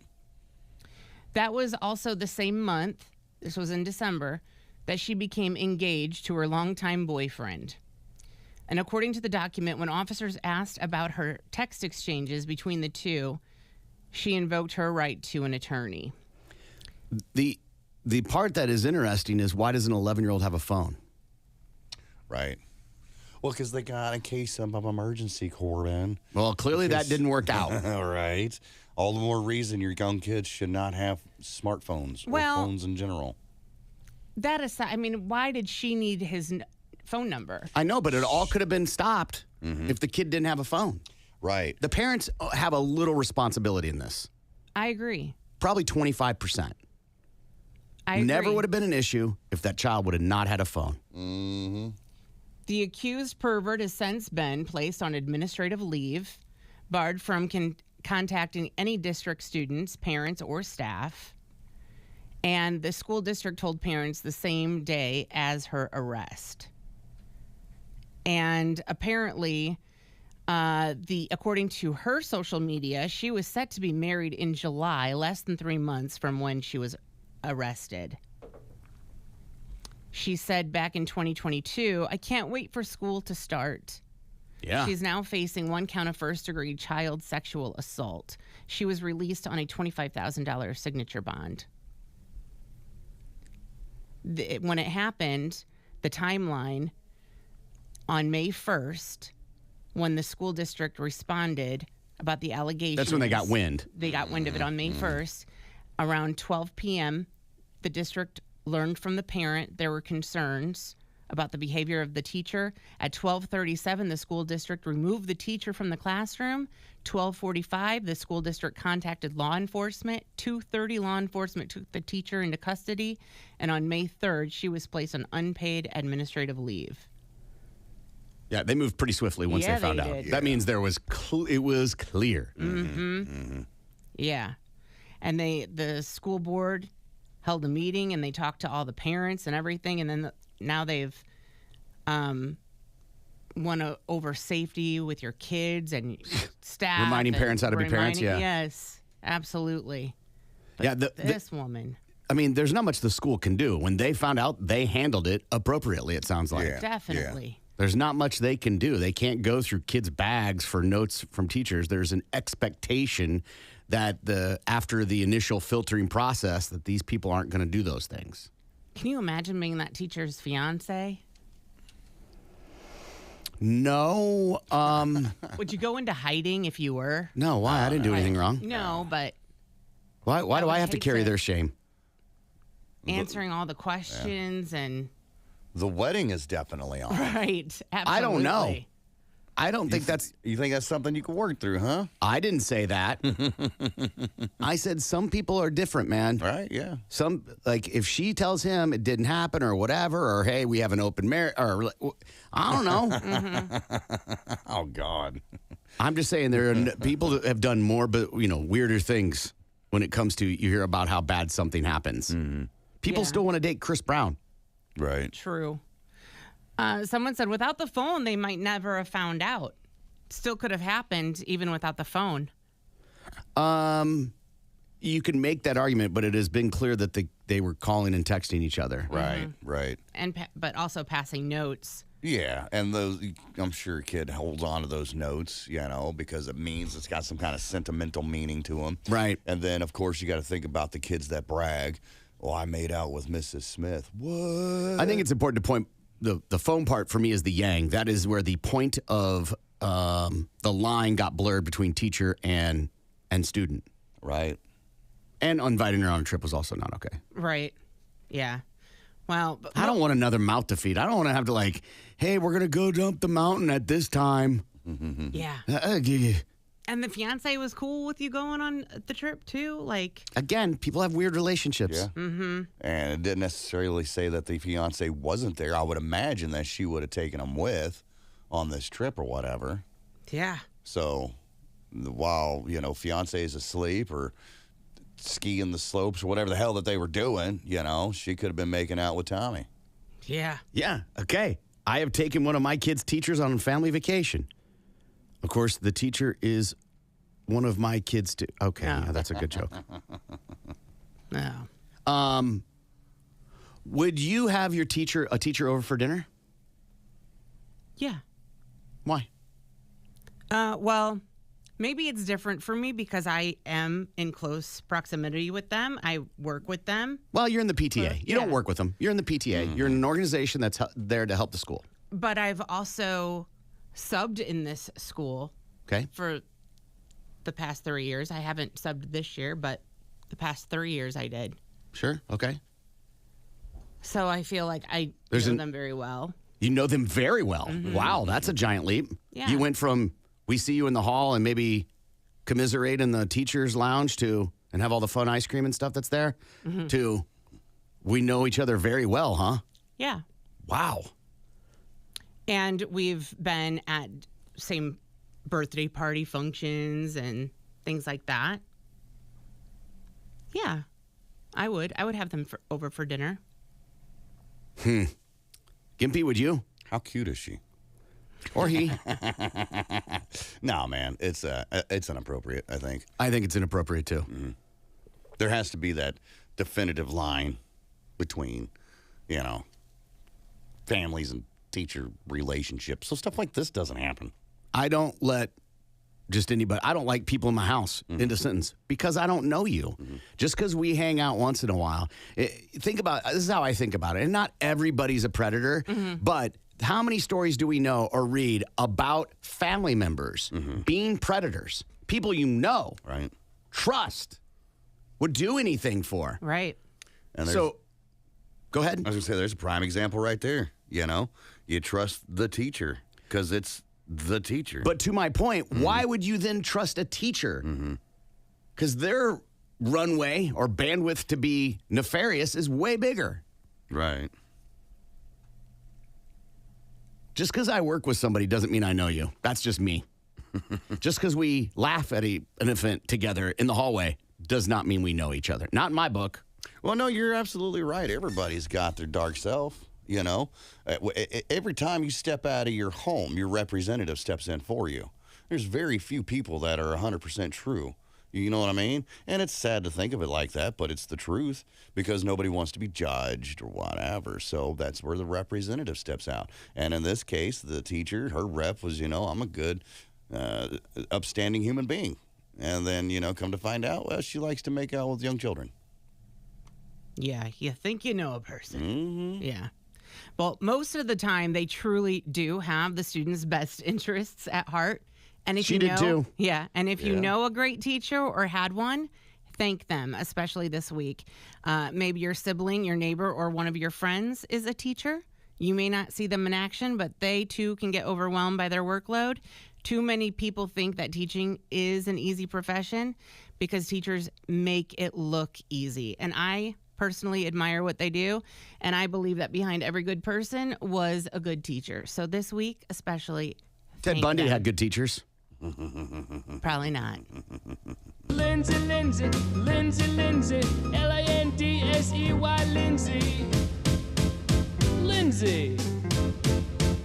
I'm trying to think of the other Barbies that I've seen at the store. They think it's got a- a handy-capable Barbie in a Yeah. wheelchair. Think it's a transgender Barbie? It wouldn't surprise me. We'll go with trannies. If you've seen the movie, you know Kate McKinnon is a breakout character in the movie. Weird Barbie, from the hit movie Barbie, is getting its own doll. The doll, inspired by Kate McKinnon's character, and is complete with a pink baby doll dress, short, spiky blonde hair, and pink and blue highlights, squiggly forehead line, and a circle around her eye. Announcing the doll on Instagram, Mattel wrote, "Barbie knows what it's like to play just a little too much." The Barbie movie has earned more than $1 billion at the global box office, making it the first film solely directed by a woman to ever cross that mark. Funeral Home is offering blank-themed coffins. Funeral Home is offering blank-themed coffins.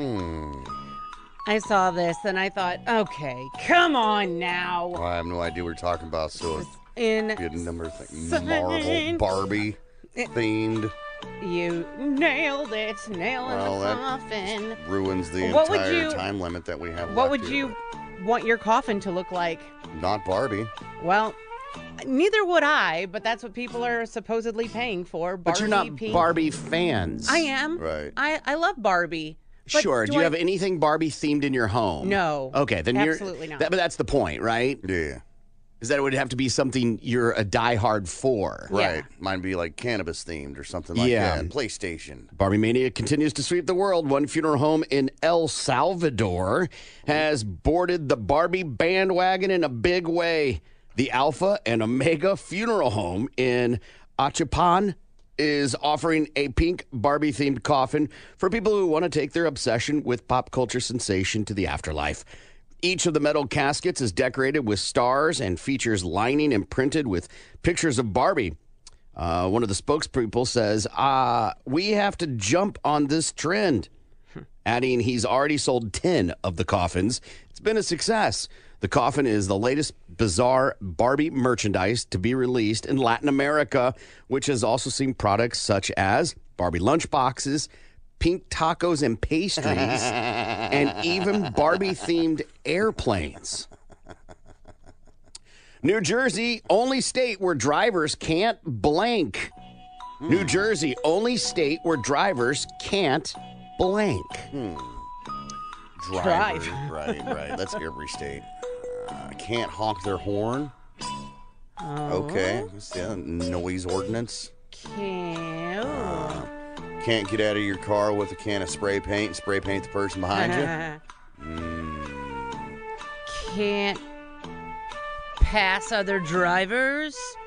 Can't Okay. use the express lane. Okay. All those sound like good ideas. New Jersey is the only state in the U.S. where drivers can't pump their own gas. Huh. It comes as lawmakers in Oregon voted to end the ban on self-serve gas, and Governor Tina Kotek signed off on it, ending the state's 72-year ban. Gas stations across New Jersey have pushed for lawmakers to lift the ban, which has been in effect since 1949. They say self-serve gas would allow them to lower the price. Absolutely, yeah. I wonder why that's crazy. That's crazy. I thought, those days of somebody else having gas station attendants were pretty well over. Yeah. I haven't seen one in forever. There's one here in town. Is there? Yeah, Reed's over Oh, on... yeah, Reader's over there off of 15. Okay. But it costs you extra. And Of course it does. I don't like it. Yeah. Blank are coming to Jeopardy. Blank are coming to Jeopardy. Nerds. In there. Right. Average people. There you go. The bottom of the class is coming to Jeopardy. Right. Reruns. Oh, I could see that. Like on a game show network or something. Playing the old episodes of the Jeopardy. Oh, yeah. Like the 80s and stuff like that. So we still get our taste of Alex Trebek and that wonderful stash. The fro, man. Oh, yeah. When the new season of Jeopardy premieres, there'll be some changes as the writer strike continues.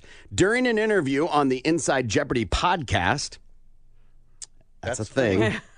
Executive producer Michael Davies revealed that the show will use a combination of material from our WGA writers wrote before the strike, which is still in the database, and redeployed material from multiple seasons of the show. The new season will also have a second chance tournament showcasing players from the 2020-2021 season. Look for new episodes of Jeopardy to premiere in September. Okay. This strike is causing a lot of problems. I didn't know the writers wrote the stuff for game shows. I didn't either, but I guess it kind of makes sense. Somebody's got to write it. Yeah. So what are they going to do? That's why CBS is going to have Survivor. They're going to have Survivor, Amazing Race, and Big Brother on all at the same time. Right, because those don't require writers. Yes. Huh. Or actors. Right, right. So they will have them. That's never happened before. And we watch all three of those. And they're on so much. I don't know how we're going to keep up. That's a wife problem. Which makes it my problem. Almost half of Americans aren't eating enough blank. Almost half of Americans aren't eating enough blank. Fruits and vegetables. Green vegetables. Red meat. Oh, I think we are. Pastries. Americans aren't eating enough pizza. It's a movement I can get behind. Italian pasta. Let's see. Americans aren't eating enough tapioca Okra. pudding. No one would ever say that. Americans say they love apples, oranges, and bananas, but 43% admit it to not eating enough fruit even once a day. According to a new survey, it found that 52% confess to not eating veggies on the reg.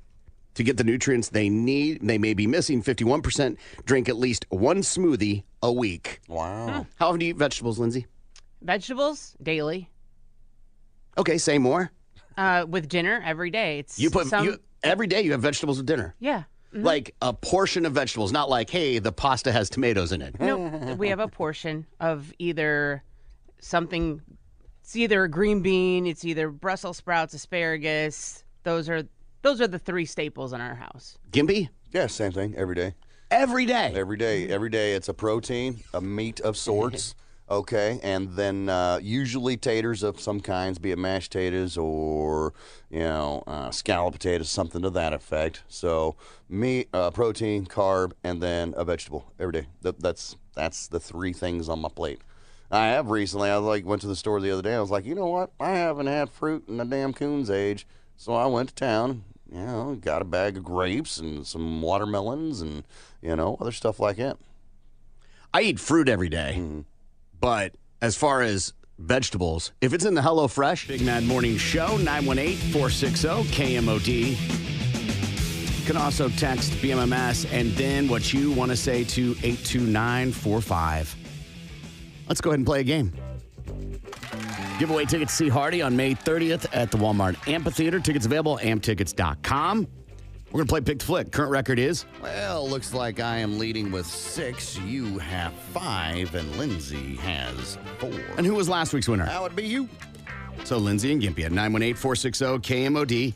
918-460-KMOD. Call up, decide who's going to be your clue giver. Whoever gets the most right, getting those tickets to see Hardy over at the Walmart Amphitheater in Rogers. Amptickets.com. 918-460-KMOD. Good morning. You're on the air. What is your name? Trina. Trina, how are you today? I'm good. How are you guys? Good. Trina, what who do you want to recluse, Lindsay or Gimpy? Gimpy. Come on. Trina, 60 seconds are on the clock. Timer starts after the first clue. Are you ready? I'm ready. Here we go. Okay, this is Mel Gibson's Scottish movie, Freedom! Braveheart. Yes. This is a part of the Glass series with Bruce Willis. Unbreakable. Yep. This is Double Pointer. James Bond jumps out of a plane, has a parachute. You're going to have to be more specific. I don't know. None of those movies When yet. you jump out of a plane and you have a parachute, that's called what? Skydiving. Let's take the diving off. You have Sky Park. Sky. Okay. What is another word for the season autumn? Skyfall. There you go. This is a movie about the opposite of dads who are not good. Bad Moms. Yes. Michael J. Fox, Christopher Lloyd. Back to the Future. Yes. Double Pointer, Brandon Lee movie. He is a superhero. The Crow. Yes. This is Kaiser Sose. If they think you did a crime, you are the what? Criminal. No, they think. Time. That's okay. 7, 8 It's really is good. what we got. Excellent job, job, Gimpy. Trina. Hang on the line, okay? Yes. Good morning. You're on the air. What is your name? No? Okay. Good morning. You're on the air. What is your name? Joe. Joe, you and Lindsay have to beat 8. All right, Lindsay, we can do this. Here we go. Okay. All right. If you're mad at someone, you might hold a blank against them. Grudge. Yes. Got to say the whole You got to thing. say the whole title of the movie. The Grudge. Yes. Hello, Clarice. Silence of the Lambs. Yes. Oh, this comedian who wore a gray suit with a red tie, and he died a couple of years ago. He wrote a Pee-wee's Big Adventure? Yes.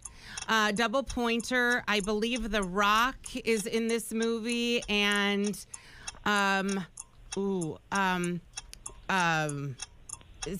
okay. There's no blank. Oh golly. I'm in a lot of hurt. Another word for hurt. Ouch. Another word for hurt. When you work out, you get. Pain and Gain. Yes. Another double pointer. This was Ben Affleck, and Alanis Morissette played God. Dogma. Yes. This. Time. Excellent effort, though. Not enough, Joe. I'm sorry, buddy. That's all right. Excellent job, though. Trina. Yeah, hi. Congratulations. You're getting those Thank tickets. you.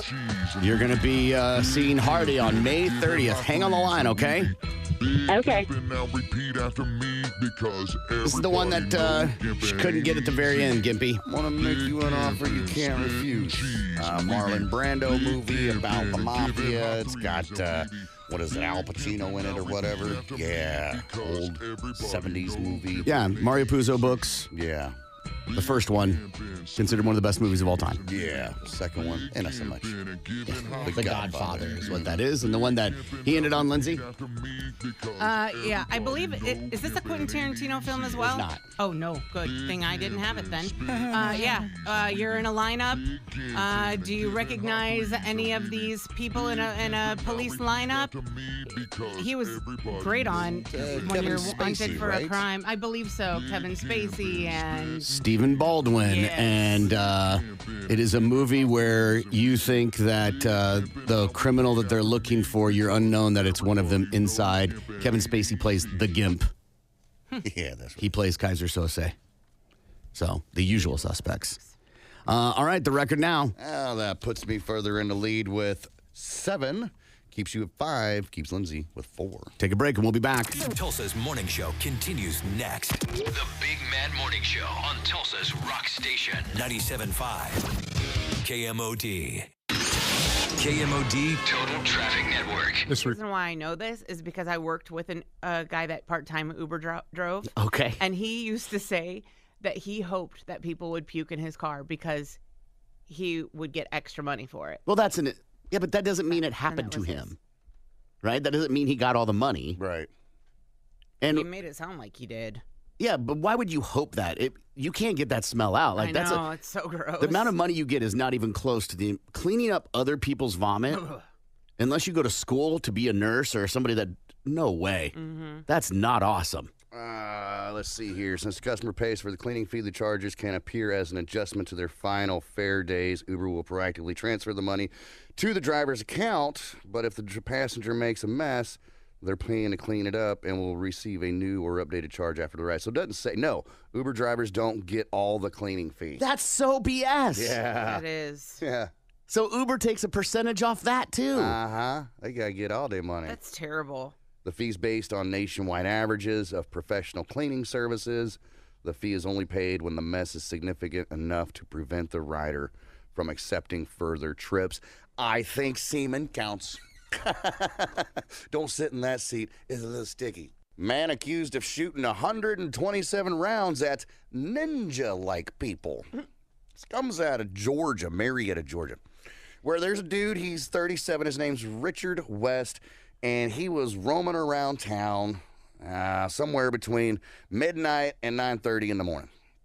And Richard, I guess, got paranoid, felt like there was some ninjas after him, so he whips out his 40 cal and fires 127 rounds into the business of J&R Cycles, okay?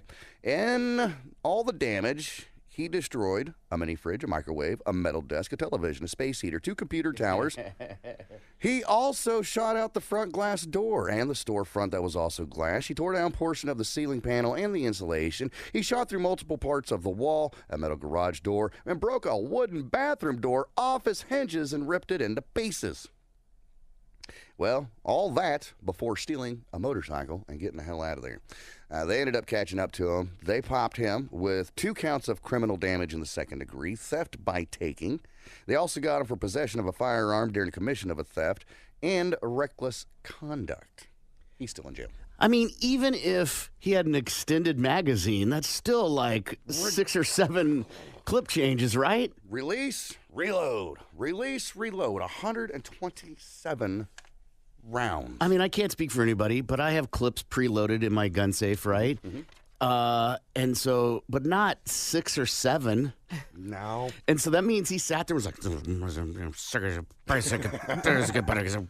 and just kept loading clips. You never know. You never know when you're going to need 10 full magazines because of ninja-like people. Gosh, some of them ninjas. Mother and daughter kill and grill grandma. See, now that's a headline. This happens in Maryland. Hats off for the rhyme. Yeah, right. See, that was a good headline. You told me you just pointed out a missed opportunity, and I was like, "Well, I got one too," so I just changed it real quick. I love it. Well done. Mother and daughter kill and grill grandma. What happened was this happens in Maryland, where police were sent to the home of a 71-year-old Margaret Craig for a welfare check. Margaret hadn't been heard or seen of from the last couple of days. All right, well, for a couple of days because they think that this all happened towards the end of May. So the police go over there and they do the welfare check, and that's when they can smell the decomposing body coming from a basement. Okay, so they go down there and they search, and that's where they found 3 different plastic bags with human remains in it, rotting away in the basement. So the story goes that Margaret accused her daughter, who is 44 years old, Candace Craig, of credit card fraud. So that led to an argument betwixt Margaret and Candace, which led to Margaret's death. Okay? So, flash forward a little bit. They say that the 19-year-old daughter of Candace, a woman named Celia Hardy, found the body of Margaret in a plastic bin and then decided to help dismember and dispose of the body. They believe that the 2 women used a chainsaw to cut Granny's body up and then threw the body parts on a grill and a bonfire in attempts to burn and destroy the body parts. Either way, they searched the house. They say that the remains were so badly decomposed that you can't do a physical identification of the body. So they're hoping, and they're 98% sure that DNA testing is going to come back and say, yeah, this is definitely Margaret. Nonetheless, both women were arrested. Candace is being popped for murder, and then Celia has been arrested and being charged with accessory after the fact. It's one thing to kill somebody, I think. I think it's a completely other to dismember them. Yeah. And another for it to be Meemaw. Right. The human body contains a lot of blood. Like, more than I want to see at one point in time. So I feel as soon as you start hacking away with a chainsaw, that's just going to be a bloody mess everywhere. It's like putting together a swing set in your backyard. You're like, I can do this. And then you get in, you're like, I'm going to need some help. Right. So you call your kids to come help you put the swing set together. Yeah. If you've ever put together a swing set in the last 5 years, it shows up and you're like, okay, yeah, I could do this. And then on day 2, you're like, we'll put that on later. Right. Kids don't need a swing, do they? Yeah. Nah. I think the monkey bar sat in my garage for a good year. They're not going to be able to reach up there and grab it anyway. Right, exactly. Do you think Meemaw was a bad person, abusive, maybe? Are you justifying have it? to be? Are you implying that if she was, then she probably should be dismembered? No. But would she have to be for it to be like, You brought it up. okay? You brought it up. You tell me. Well, I look at Dexter, like the show Dexter. It was like he was almost like the good bad guy because he was taking out bad people. No, Dexter was a horrible person. Oh, see, I looked at him as a good bad guy. He was taking out bad people. Like a Robin Hood sort of thing. That instead of Yes. robbing the rich and giving to the poor, we're just killing bad people. Uh-huh. Jack the Ripper is another one, killing the whores of the world. Yes. If you think that's bad. Yeah. Yeah. Dexter was not a good person. I thought so. I thought he was good. But he was hurting people. He was killing people for minor things, not huge infractions. Some of them Bumped into me at the grocery store. No, Yeah, no. some of them, sure, but not all of them. No, he wasn't doing it for bumping into me How at the grocery dare you store. take the last bagel at work? I've got the longest running game shows in television history. Fun. You want to guess one? Jeopardy. Jeopardy's on here. Yeah, Wheel of Fortune. Wheel of Fortune, of course. Mm-hmm. That's The what brought Price us. is Right. Price is Right, of course. Okay, so those are the three basics. What about Press Your Luck? No. Yeah. So, Who Wants to Be a Millionaire? Really? 22 years. Password, 23 years. The Pyramid. What's My Line? 24 years. Pyramid, 25 years. Let's Make a Deal, 35 years. Wow. Now, does that count? Because it wasn't 35 years consecutive. It was Right. It was the Monty guy for a while, and then they brought it back with Wayne Brady. So I guess mash them together, it works. Yeah. I feel like it should be consecutive, like Price is Right, Wheel of Fortune, and Jeopardy. Those are all consecutive years. Yeah, I think if you work at KMOD and then take a break and come back, you get X number of years, Okay. right? Alrighty then. Ooh. Family Feud, 40 years. Okay. Four- I was gonna- Wheel of Fortune, 48 years. Jeopardy, 54 years. This show I've never heard of because it's in another country. Des Chiffres et de Lettres. Sure, easy for Numbers and Letters, 56 years. It's still on today. Price is Right, 60 years. So that's the longest. Price is Right. Price is Right, yeah, Wow. is the longest one. Or is it going to be a thing that comes out like it did with Bob Barker that he had to kind of step away because He old. Mm-hmm. he like a miscusi. Oh, Yeah. I didn't think about that. Yeah. Well, it was a different time then. Right. It changes. Empathy towards humans. All right. 60 years is a long time, though, for a game show. Yeah, for sure. It just makes me wonder how long those are going to be on. Are they going to keep doing it? They're going to revamp it, make it different so they can keep that name going? Because really, that's all that people are going because of the name. People were watching because of the name, because they watched it growing up, you know. Everybody knows that when you're sick and you're staying home from school, you're watching The Price is Right. Yeah. You know? I think shows like Price is Right is a different game show, obviously, than like Jeopardy or Wheel, because they have to technologically evolve. Okay. They have to evolve the show and the games. Right. You can have some classics, but you've got to introduce new games on Price is Right, because technology changes and people's understanding of things changes. That makes sense. Wheel of Fortune, it's spin a wheel, earn points. It's Now, the how same they game. derive the letters and things like that, or on Jeopardy, can obviously change. But overall, it's the same game. Yeah. There's no need to change it. Tic-tac-toe, celebrity tip, whatever, doesn't last because you get annoyed. You get annoyed with just because you're famous doesn't mean you're awesome. Yeah. Right. Hollywood Squares. Yeah, thank you. Yeah. And some of these other shows, that's why I like Pyramid, and like it runs its exhaustion level. That's why they don't do just Celebrity Wheel of Fortune. You, as a company, that feels like that could easily be done. Yeah. Well, either way, we'll see what happens. Panera, I know you Panera lovers out there is going to hate this, but they're going to stop selling their charged lemonade. Wait, they haven't yet? Panera Bread will soon stop selling its charged lemonade. It makes me pucker up every time I say the word, and I want to punch a baby, nonetheless. It's Well, gonna do your best for getting through I it then. can't help it. It's going to start selling its charged lemonade after the drink was blamed for at least 2 deaths. One lawsuit claims the highly caffeinated beverage led to the death of a University of Pennsylvania student with a heart condition. Another lawsuit claims a Florida man with previous health issues died after drinking the charged lemonade. Panera said yesterday the end of the drink comes after a recent menu transformation.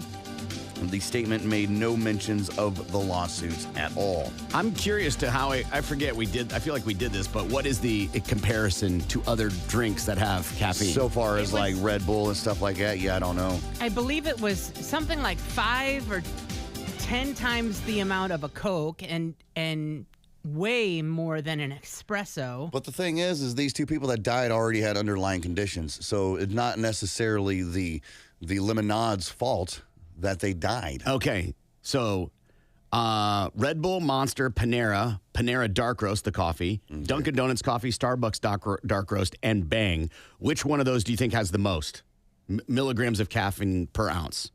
And I'll just do this. Where do you think the Panera Charged Lemonade ranks out of 7? 6. I'm going to say it's the top one. It is not the top one. Bang is the top one. Yeah. Oh, wow. It is third from the bottom. Okay. Red Bull and Monster are less. But yet they're not stopping selling those, are they? Bang, you can still get that anywhere. Panera Dark Roast Coffee, Dunkin' Donuts Coffee, Starbucks Dark Roast Coffee, and Bang, all higher milligrams of caffeine per ounce. Yeah, this is stupid. They shouldn't be getting rid of their I don't drink. know if it's stupid. Some people are ordering more than one, though. They were drinking more than one. I don't know. I don't know. Yeah. But to me, it is like, it's not worth the headache. No. This isn't our Cobb salad. Right. Either way, moving forward, what do we got here? Confidence in Biden and economy is the lowest since George W. A Gallup poll shows that only 38% of the U.S. adults have a, quote, great deal or, quote, fair amount of confidence in JB to make the right decisions about the economy. His rating on the economy is the lowest since the final year of George W. Bush's second term, when only 34% had confidence in his handling of the economy. And then lastly here, TPS announced 2024 Teacher of the Year and 2024 Support Employee of the Year. I didn't know the second one was a thing, to be honest with you. Probably, but I'm glad there is, because they sometimes do more than the teachers do. Sorry. Absolutely. It says here that Cooper Elementary first grade dual language teacher Delaney Kane was named the 2024 TPS Teacher of the Year. And then Emerson Elementary health assistant Deborah McClellan was named the 2024 Support Employee of the Year. This is Ms. Kane's 5th year working for TPS. Her colleagues say that she is great at building an environment where students can thrive and helps other teachers do the same. Meanwhile, Debbie has been at TPS for 27 years and has worked at Emerson for the past 5. She loves to help students in any way she can and is a Booker T. Washington alum. Congratulations, Debbie. Debbie did it.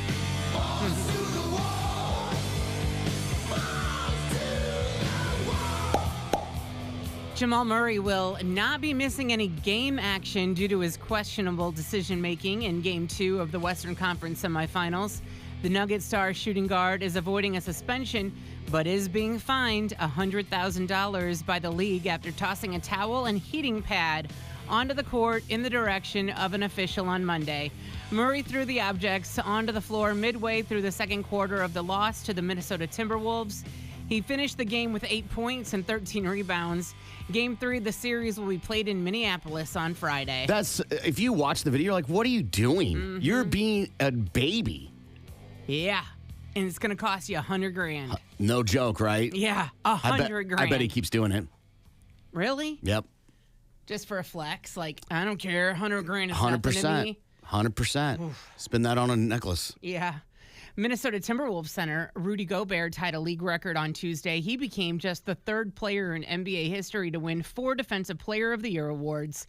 His 4th win matches the total for Hall of Fame centers Ben Wallace and Dikembe Mutombo. Gobert led the voting with 72 first-place votes. He was followed by San Antonio Spurs rookie superstar Victor Wembanyama, who had 19 first-place votes. Miami Heat center Ben Adebayo rounded out the top 3. And the Titans have added a key playmaker to the roster. ESPN reports Tyler Boyd signed a 1-year deal worth $4.5 million on Tuesday. The move reunites Boyd with new Tennessee head coach Brian Callahan, who was the offensive coordinator when both were with the Bengals.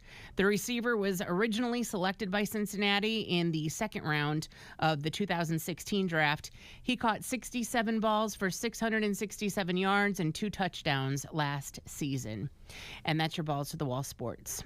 I'm Lindsay on 97.5 KMOD. Balls to the Wall Sports is powered by Miller Lite, the original light beer. Great taste, 96 calories. More of the Big Man Morning Show is next. And having it removed. Pass. Hard pass. Right, where they break out Soft that pass. Yeah. It won't cut you. Not taking a chance there, Doc. Teen arrested for setting hotel fire after fighting with mom. This also comes out of Florida, Ocala, Florida, where I guess a 16-year-old girl got in a fight with her mom at like 3:30 in the morning. and then goes down into the lobby and sets a sofa on fire.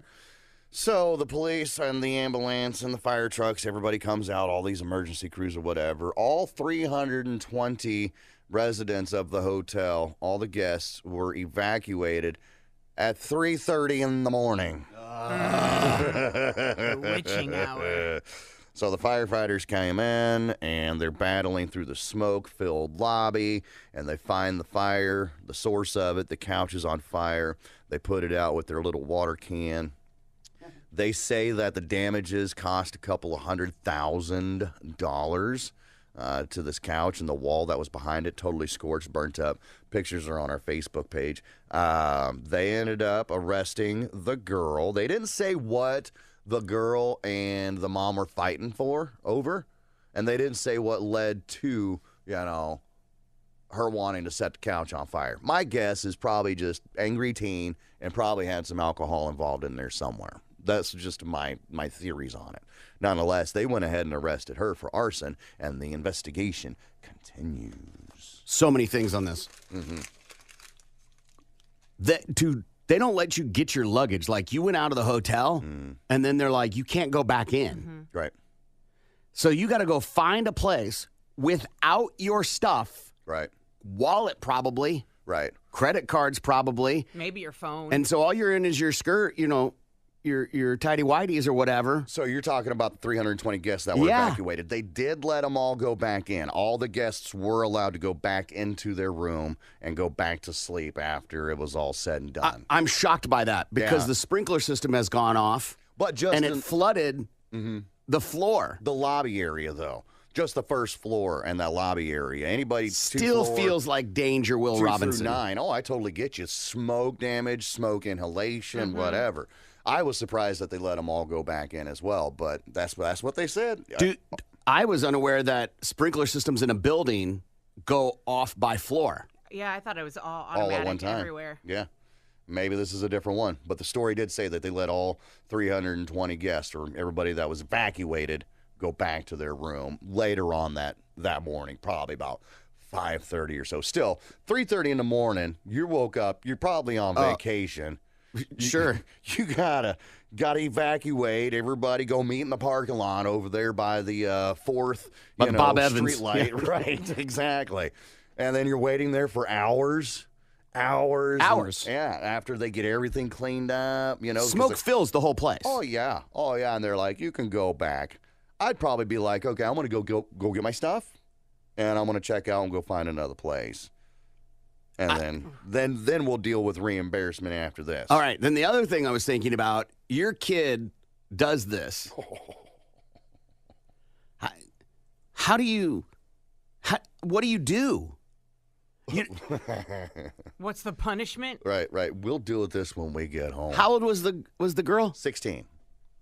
Yeah, like, what do you do? You're grounded. Grounded No for screens. arson. Yeah. Right. She's 16 and went to jail for arson. So chances are this parent or the parents are going to be like, well, she went to jail and she's being charged. And they're probably going to take out the couple $100,000 worth of damage out of her Right, allowance. that's a whole... Well, yeah, right? Right. It feels too late. Like, you already, she's So give up. already... Okay. Give up on your kid. Okay. No. I'm not saying that. You're a lost cause. I tried Yeah, for that's what you 6 said. years. It's too late. Why don't you go live on the streets with the rest of the crackheads? No, but I mean, like, it's too late to be like, you're grounded for, you know what I mean? Like, Well, typically punishments come after the infraction. sure, but she's in jail. It'd be weird to ground your kid like you're a precog or something for something that hasn't happened yet. She's in I don't jail. know what you did yet, but you're grounded. I know you're going to do something. You're grounded. I hope jail kind of wakes her up a bit. Well, she's not going to jail. She did. They arrested her. But she went to juvie, Right. Okay. And she probably may not spend a whole lot of time which in is there. which is an education system. Right. I mean, there's probably going to be big time fine. She's going to have to go to court. Her parents will pay. Yeah. Yeah. She will not be paying. That's what I'm saying. Like, she is going to be released probably to their Yeah. She'll be paying supervision. It back. She's my kid. No, she won't be paying back. If she's my kid, she is. No. She's going to be working it off. Hard labor. For 40 years? Busting rocks in the backyard. This isn't Yes. you bought her an iPhone. Right. Tink. This is, as Gimpy said, if not 2 commas, it is definitely 100,000. She would be paying back forever. You owe me every paycheck for the rest of your life. Well, that makes no sense either. When you retire, I want your retirement. I want your 401k. See what I'm saying? Like, it just creates all these questions. 2 Subway employees shot over too much mayo. Okay, I was like, sandwich or Yes. tunnel? In Atlanta, police responded to a shooting at a Subway location inside of a Circle K. Reportedly, a customer became irate when too much mayonnaise was squirted onto his sandwich. That's when he allegedly opened fire, hitting 2 female employees, one of which was fatally wounded, and the other is in serious condition. The store's owner says a 3rd employee fired back at the unnamed gunman. What? Yeah, but he A missed. 3rd employee. That means the employee had a gun. Yeah. Well, by God, we got to save them sandwiches somehow, Corbin. Yeah. The suspect is in custody. Police said that the woman was 26 years old. A 24-year-old employee was shot in front of her 5-year-old son. She's the one that's in critical condition. The woman was hit twice after she pushed her son out of the way under the counter to keep him from being hurt. The co-owner of the Subway said that a 3rd worker had definitely shot at the gunman. He missed, but at least he put up a little fight, he said. Atlanta police officer said that this was a case of someone with a gun who didn't know how to resolve conflict without resorting to violence. They did not release the identity of the worker who was killed because they were still waiting for family members to be informed, but said both of the employees were young women who had just started at the location about 3 weeks ago. And the customer had been in the Subway location before without ever having an incident. The interim chief of police said so far arguments are the majority cause of homicides this year in Atlanta. There's a lot going on in this story. Boy, I tell you. Your 5-year-old kid was there? Yeah. That's what I thought was bizarre.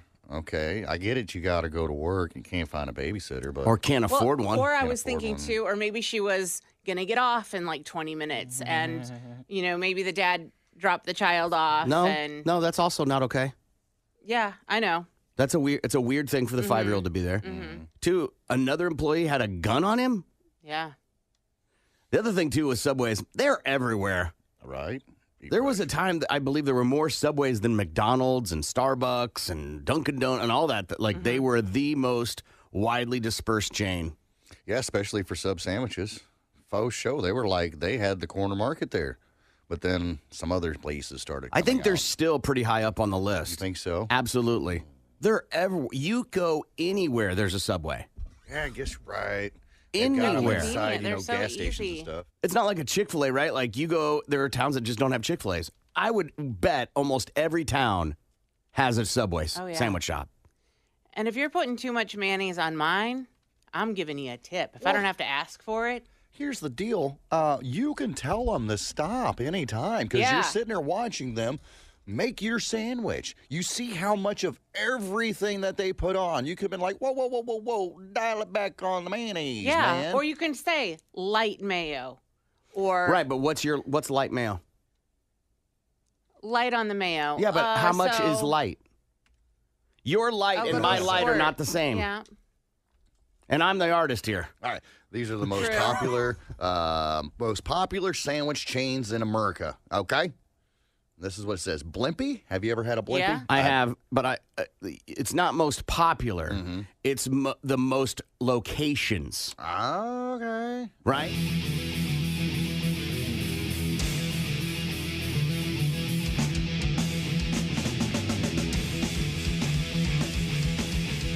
Good morning. It's the Big Man Morning Show, 918-460-KMOD. Can also text BMMS and then what you want to say to 82945. Good morning, Lindsay. Good morning, Corbin. Rock the bank at 9 a.m. this morning. In less than an hour from now, you could be $1,000 richer. When you hear that keyword, just enter it online. The website that rocks, KMOD.com. You'll have 8 more chances throughout the day to win. Good luck. Good morning, Gimpy. Well, good morning, Corbin. Here in a couple months, a little thing out in Pryor, USA going on called Rocklahoma. It's happening Labor Day weekend. You can get your full lineup, your link for tickets, and everything you need to know about Rocklahoma at the website that rocks Lahoma, KMOD.com. All right, we're going to do a little fill-in-the-blank news. I will read part of the headline. You guys got to tell me which part is listening.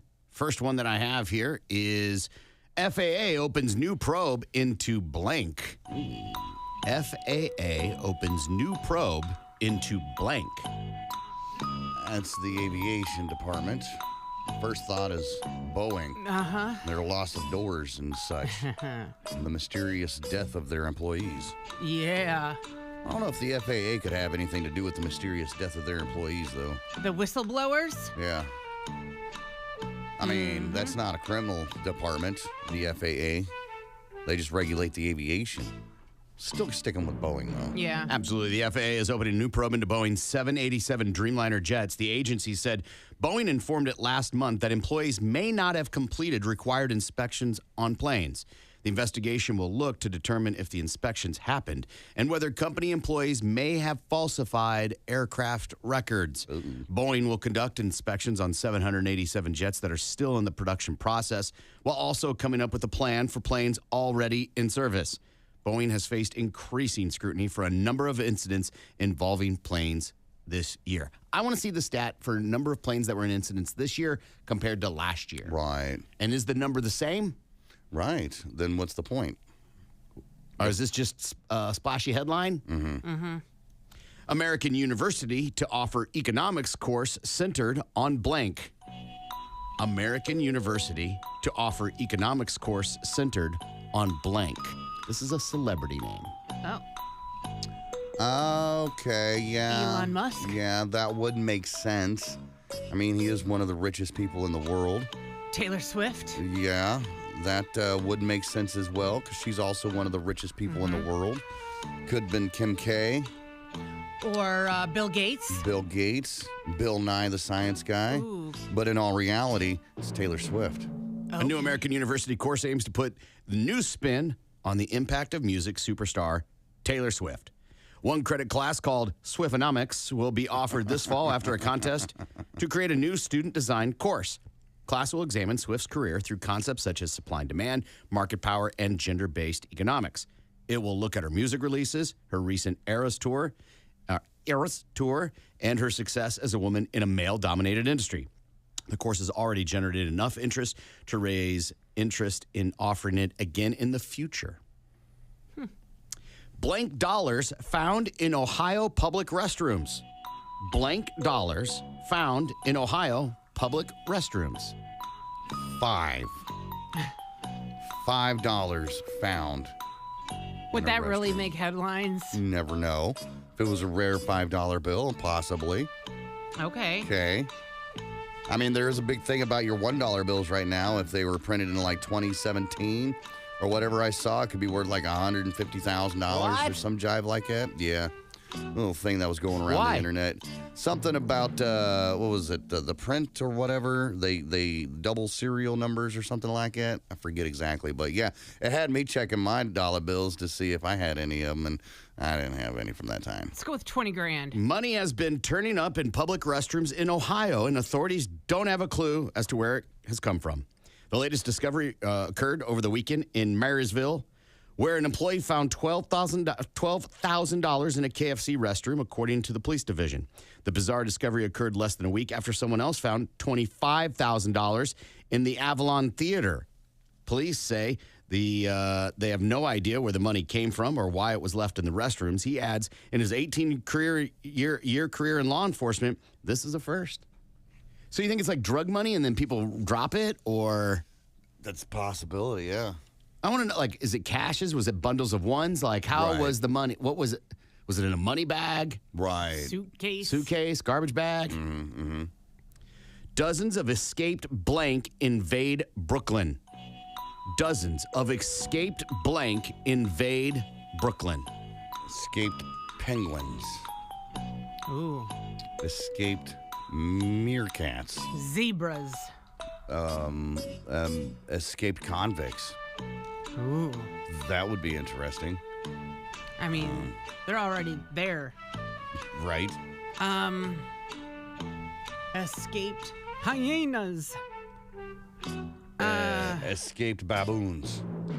Dozens of chickens took to the streets of Brooklyn on Monday after the doors of a cargo truck that was transporting them accidentally opened. The incident happened on Old Fulton Street, not to be confused with the new one, where cages containing live chickens began falling out of the unsecured back of the truck. A number of the cages broke open on impact, releasing the chickens into the burrow. The driver of the cargo truck continued dropping caged chickens for more than 2 blocks before he noticed what was going on. The street had to be shut down while police officers collected the lost cages and then had to chase down the loose chickens. All of the escapees were recaptured, in case you're wondering. Florida offers new alligator blank.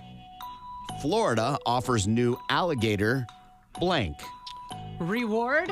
Okay. I was thinking shoes, but yeah. And rewards could be fun. Alligator hunting license. Oh, that's good. Or alligator on a stick. On a stick. Alligator Hats. dessert. Alligator mittens. Alligator sandwiches. I like license. Hunters have 2 opportunities to bag an alligator this year in Florida. In addition to the statewide alligator harvest, applications are now being accepted for the new alligator super hunt. Traditional hunters are restricted to 2 alligators from a specific area. Under the super hunt, each permit allows the taking of 2 alligators from most management areas and private property with the owner's permission.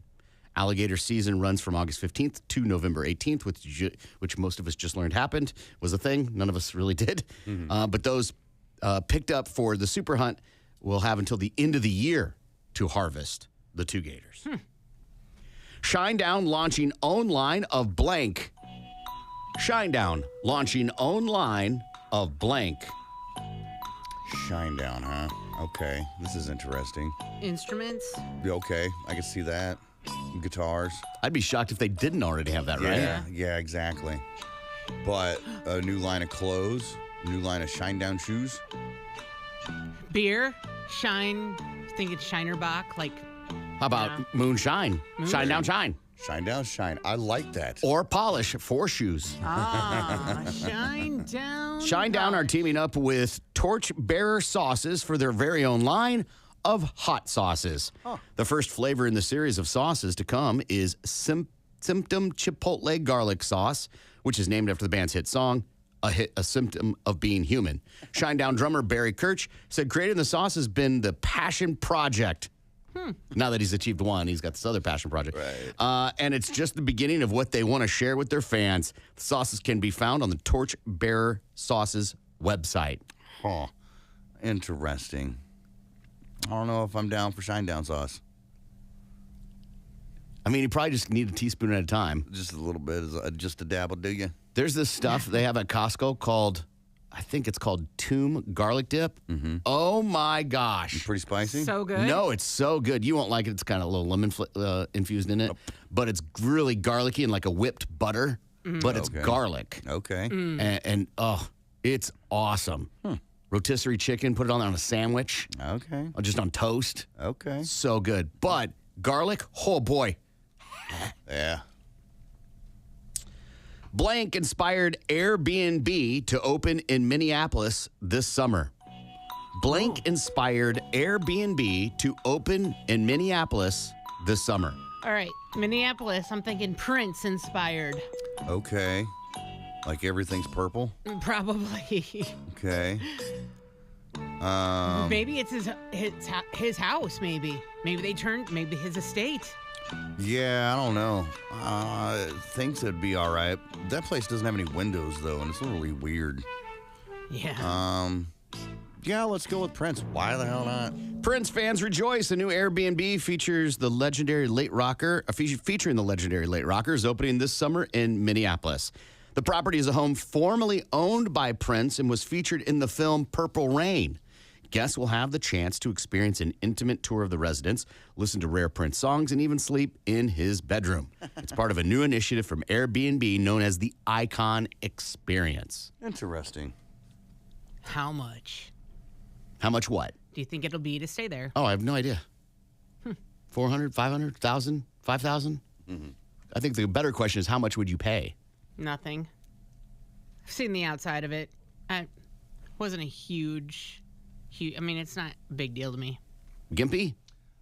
I mean, how much would I pay for it? I'd go with $100, I guess, a night. But, I mean, this is Prince's house, so it's a pretty big deal. But here's the thing. Is it going to be set up just the way it was, like how he How would had you it? know? Exactly. wouldn't. You know, I wouldn't know. I just assume that's just how it would be.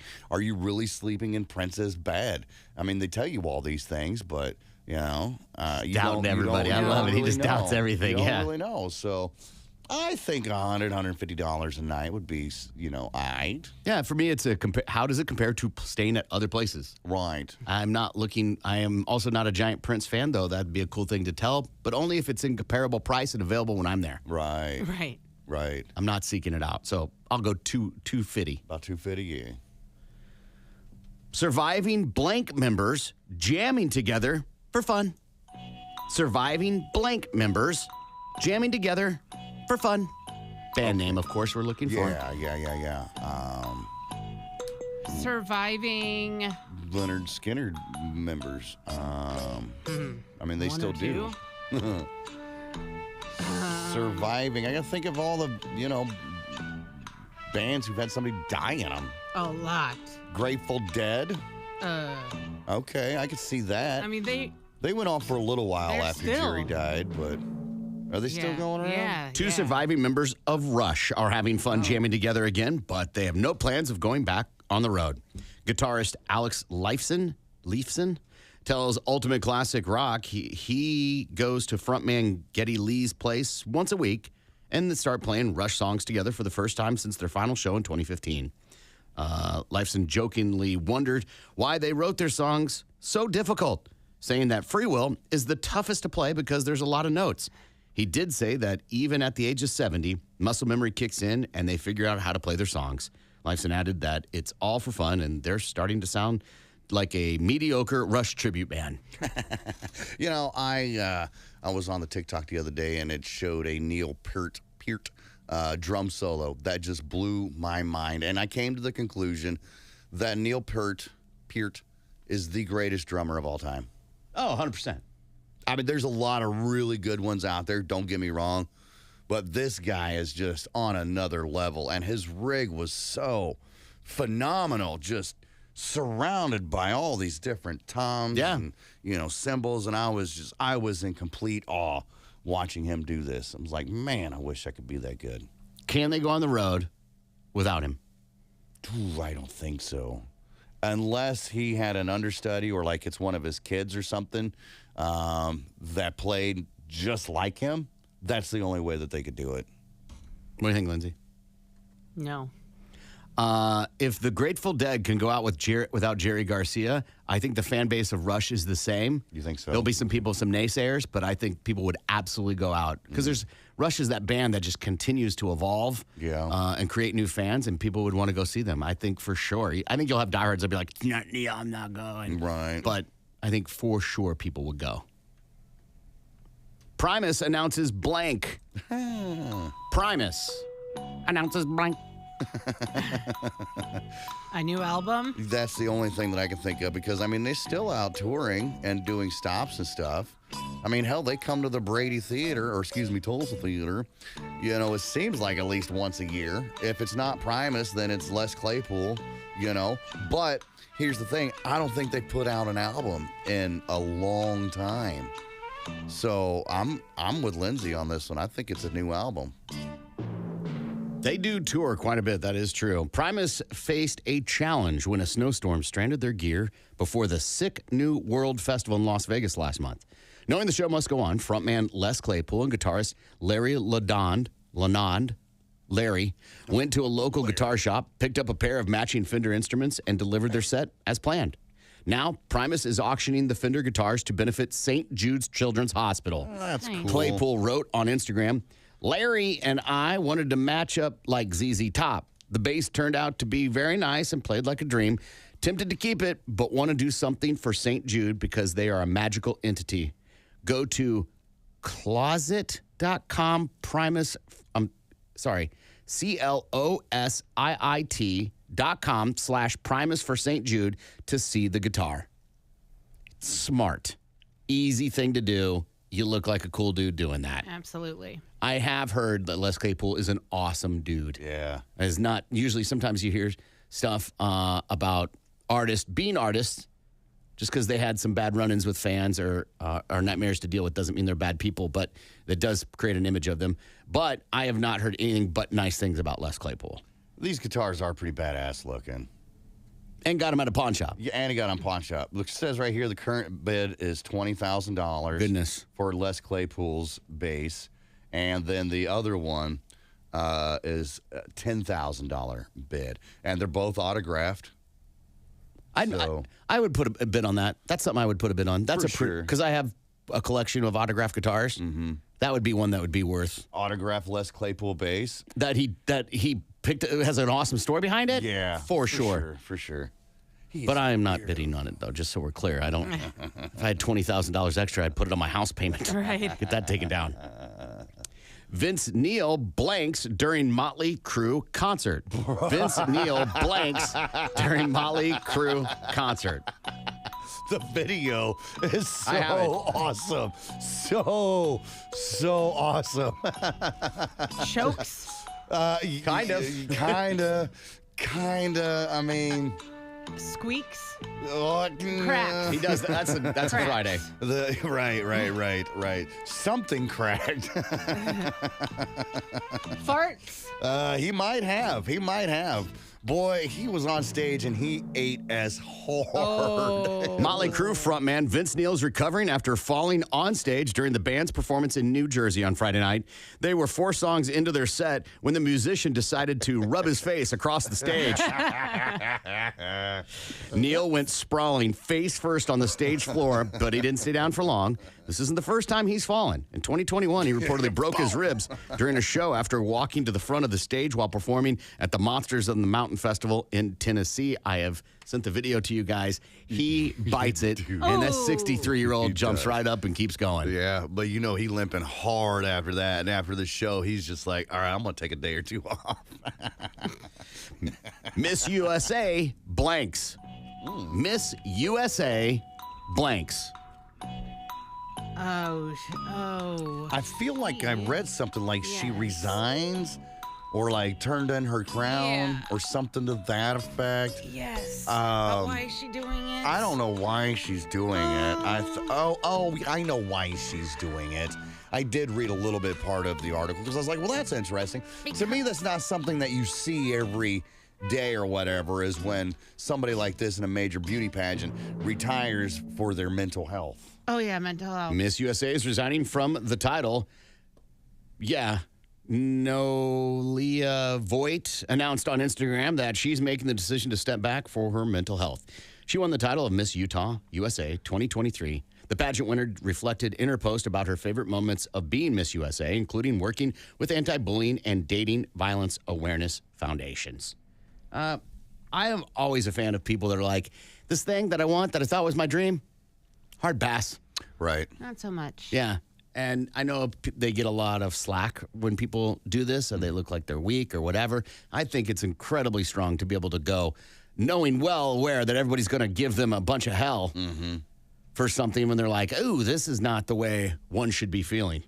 I just wonder what was so, what had so much pressure on her that she's like, you know what, I can't do this anymore. Yeah. I mean, I think that's what I'm saying is that people, the question you're asking, she knew people were going to say that and didn't care. Andrew Luck, same thing. Right. He was like, I'm done. Good. This isn't awesome. Right. It was good on paper. Sounded good on paper, but when you get down to it, you're like, ugh. Most things are. Yeah. They sound great, and then when you get them, you're like, this isn't. I just very wonder, fun. like, what was it? Was it the public speaking? Was it did you have too many engagements you had to get into? I think it could be as complicated as the number of stalkers and creepy DMs were too much for her. That could be fair. It could have been the pressure that somebody put on her or even on herself to only eat steamed chicken and broccoli, maybe. Right. I don't know. Right. To have certain clothes, to Right. feel like you've got to be at all these places, to shake every kid's hand, to live up to this image or whatever. Yeah, yeah. A big jump from Miss Rhode Island to Miss USA. Yeah, right. Yeah. Last one. The most popular blank in the U.S. The most popular blanks, plural, in the U.S. Most popular jobs. Most popular drinks. Most popular. Milkshakes. Ooh, that bring all the boys to the yard. Sure. The most popular places to live. Ooh, I like that. Or the most popular shoes. The most popular places to get a divorce. According to the this website, casino.ca, they've listed the most popular cocktails in the U.S. Alrighty. And there's no way you're going to guess. There's no way you get 3 of the top 5. Most popular So cocktails. go ahead and name a cocktail, and I'll tell you if it's in the top 5. Lindsay, go. A margarita. Okay, number 1. Oh. I'm not an alcoholic. Gimpy, name one. Martini. Number 2. Okay. Oh, he's not an alcoholic. All right. And for the win, number 3. Keep going. Name another one. A gin and tonic. Nope. I was thinking Seabreeze. Nope. Okay. A daiquiri. Nope. Let's go with a screwdriver. Nope. A Moscow Mule. Nope. An old fashioned. Nope. Just straight up whiskey. Nope. Damn it. A beer. To be clear, That's straight That's up not whiskey. a cocktail. To be well, neither is straight up whiskey. Oh. It Okay. has to have some kind That's of a mix spirit. with it. Whatever. Right, Yeah. okay. Yeah. Last one, Lindsay. A Take that. Moscow Mule. Already said no. Oh. Gimpy. I'm gonna go with banana fudge. No. You look like you're chomping at the no, bit. I have no Okay. clue. Number 6, Bloody Mary. Okay. A Bloody Mary. Okay. Number 5, the very masculine pina colada. Yeah. Yum. Delicious in good. the summer. On vacation. Yeah, on vacation. Yes. I don't Right. chomp for one. No. Maybe if I'm at a TGI Fridays. And number 4, a mojito. Mojito. Not a fan, really. I like a good mojito, but when you get one where the leaves have been in the water of the bartender's well thing and they're kind of wilted and brown, I'm like, Yeah, they can be pretty refreshing, but not my fave. And the number 3, because you got margarita martini, they were 1 and 2. Number 3, a drink I've never heard of, a Constantine. Oh. What's on Do you know that, Lindsay? Yeah, it's interesting. It's a dry gin. I'm surprised you don't like it. It's got vermouth and dry. Why? Because I'm a big vermouth No, fan? you like gin. It's man, that's number 3. It Yeah. uses gin, vermouth, maraschino liquor, and absinthe with orange bitters, and garnished with a Luxardo maraschino cherry. It's bajiggity. What does that mean? Hoity-toity. Yeah, that seems pretty It's fancy. old. It's like an old fashioned, but it's like with gin, basically. It was third on the list, and it was the favorite in 5 states, including Michigan, New Mexico, and West Virginia. What was number 4 again? Number 4 was a mojito. Mojito. Okay. Yeah. Huh. Okay. Okay, whatever. All right, we're going to take a break, and we'll be back. The Big Mad Morning Show returns next. Tulsa's Morning Show. 97.5 KMO. Dress for less. You know what I'm saying? Yeah, I would think if you're hosting a dinner party, you would want to clean up. You would think. Yeah. You would think. But that's not necessarily true, especially if you're like, hey, come over tonight, we're having pizza. Mm-hmm. Pizza feels like there's no cleaning happening. Yeah, it's okay to have your laundry still piled up on the back of the couch. from like 4 days. No. You should at least pick it up and throw it on your bed. Yeah. Right? Give me a place to sit. Right. Just move the panties over. It'll be fine. It's always like, I've gone and I stopped getting in the car with this person when I went to get in their car and they're like, hold on. And they had to like unload a bunch of stuff from the seat and the floorboard into the back seat so I could sit down. Yeah. And I'm like, you invited me to get in your car. You should have had that fixed up beforehand. Or Right. just don't invite me into your car. I'm with you. Right? If you don't have a place for me to sit, what are you doing inviting me over? I just like the company. I'm not a charity. Yeah. So that would be, I'm judging food. What do you judge? What's your judge when you go to someone's house? If it's Cleanliness. like cleanliness? Probably, yeah. Especially if you're having a dinner party. Yeah, I might do that too. Uh-huh. Gimpy? Definitely cleanliness. And it doesn't have to be sparkling like you walk in and everything's ting, ting, ting, ting, ting, No. But if you're inviting people over, dinner party, or just to hang out and have a smoke sesh, you might want to just kind of pick up the bulk of Smoke things sesh. first. You're so bougie. Yeah. You're going over get high and you're like, man, the house was so dirty. Yeah. So dirty. Well, yeah, if you gotta, you can't put your soda down or your water down on the table because, it's littered with empty cans. Right. Then, yeah, that's Right. what I'm talking about, man. Yeah. Go get a damn trash bag. But Clear off the table and Yes. it'll be fine. Yes. I'm not saying you have to run the vacuum. Right. All right? Just don't make people come in and be like, oh, God. Oh, God. And furthermore, Susan, if it smells a little bit, just spray something.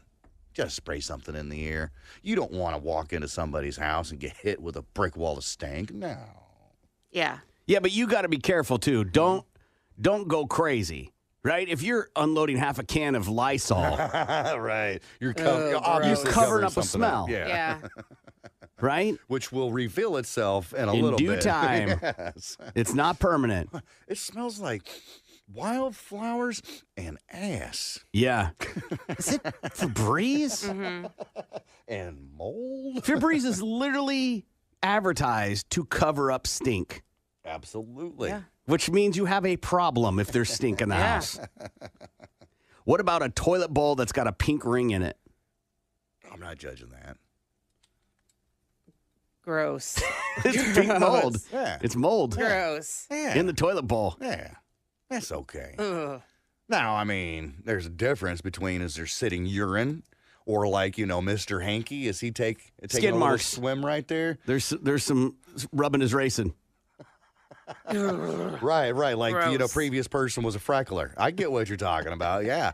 Dude, that happens, bro. That happens in everybody's house. I'm hoping that you would, at least go in there and take that little brush and whirl around a little Yeah, bit. but you didn't. You didn't, exactly. But I mean, it is what it is. Everybody poops.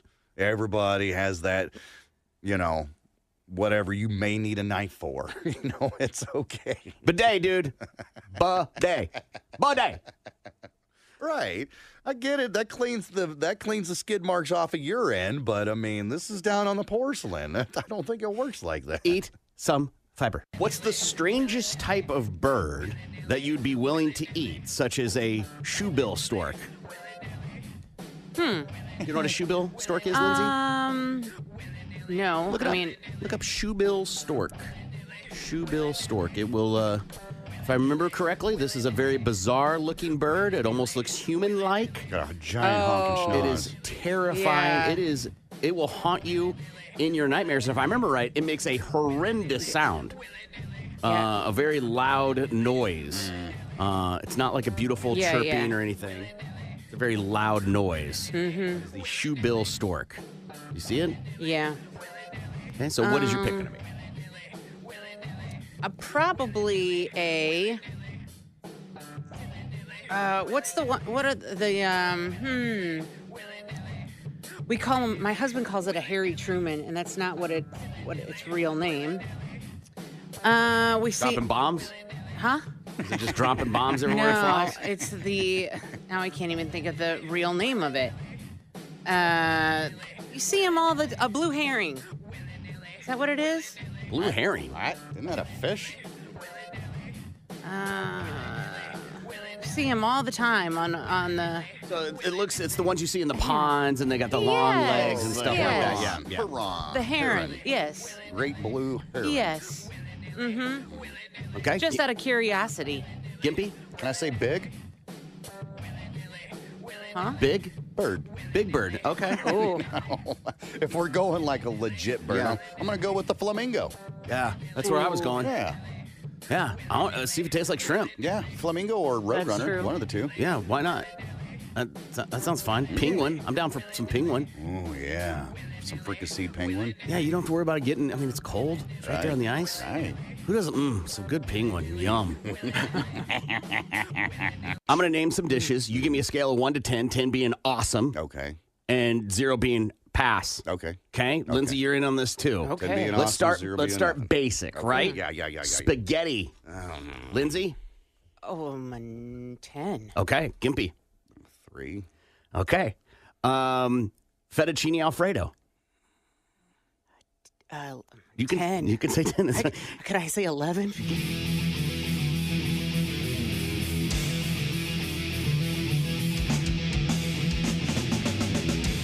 Good morning. It's the Big Mad Morning Show, 918-460-KMOD. Top 5 songs coming up here in a minute. Top 5 rock songs from Mama's Day, from listener Mama's Boy. We'll get to that coming up. The story's a few years old, but the Boston Globe did an expose on it, and it's being picked up across the internet. And it's such a fascinating story, but this has some photos. I believe we even talked about it, where this woman, a 32-year-old woman, she somehow convinced people she was two different people, 13 years old and 16 years old. She's 32, by the way. Oh, my. And she even tricked a therapist and her partner, the therapist partner, to becoming her foster parents. She's 32 years old. I just sent you a link so you could see some of the pictures. She does look young to a degree. She went as Ellie and Daniela, and conned her way into 3 high schools and a treatment center. Students apparently bullied her for looking like she was in her 30s, because she was, including taunts like, white cracks early. Wow. It's not clear on why she did this, even after a few years. She has friends that they thought were friends that feel betrayed on why she would do it. She's charged with criminal forgery and identity fraud, and after she pleaded not guilty in December, she's set to stand trial at the end of this year. According to prosecutors, she began her elaborate plot by pretending to be a troubled 16-year-old in mid-2022, shortly after she returned to work at the Department of Children and Families. Oh, God. Oh, my gosh. Graduating with her master's degree in school counseling, she was initially hired by DCF right out of graduate school. She left in 2018, around the same time her mother and maternal grandfather passed away. What do we always say, Gimpy? Well, the death will drive you crazy. Grief makes people crazy. Every time. And that sent her off the rails, I guess. Or at least that's what people are left to figure out. She was left with a large inheritance. They believe more than $1 million. It's unclear what exactly she was doing for around 3 years until prosecutors say she began the fraud in 2021 by registering a certain email domain to make it look like a legitimate email from the Massachusetts Department, the DCF, that Children and Families that she worked for. She then allegedly created emails for 2 fake social workers who would claim to be working for her. Prosecutor alleged in court that while posing behind the keyboard as one of those workers, she had herself admitted as a child patient at the Walden Behavioral Treatment Center and enrolled herself in the Boston Public Schools. The treatment center helps youngsters with eating disorders. From there, she quickly began attending classes at the high school, where she stayed for 7 months before transferring to a different high school. She's also switched her name. Her alleged con unraveled the week after she transferred to a different high school. The scheme was busted after she complained about being bullied by teenagers, taunting her for looking old. Mm-hmm. At some point, she had also purchased an apartment, paying for the property in cash rather than needing a mortgage. Despite committing the facade by even putting braces on her teeth, as well as wearing baggy clothes and ponytails to give her a younger look, classmates ridiculed her for looking like their parents. Apparently, the school was predominantly black and Hispanic students, and being hateful as a teenager knows no color boundary. And they reportedly told her, white cracks early. Posing as a fake social worker using that bogus email address that I told you about, she emailed the school guidance counselor to notify them about the bullying that she claimed she was suffering. Quote, Ellie has really bad day at school yesterday, cried all evening and doesn't want to go back, according to the court records. She's really sensitive about people commenting on her face and how she looks older. It's a huge trigger point for her. They wrote that she suffered from genetic medical condition of premature aging and claimed she was a vulnerable victim of child trafficking that now lived with a foster family.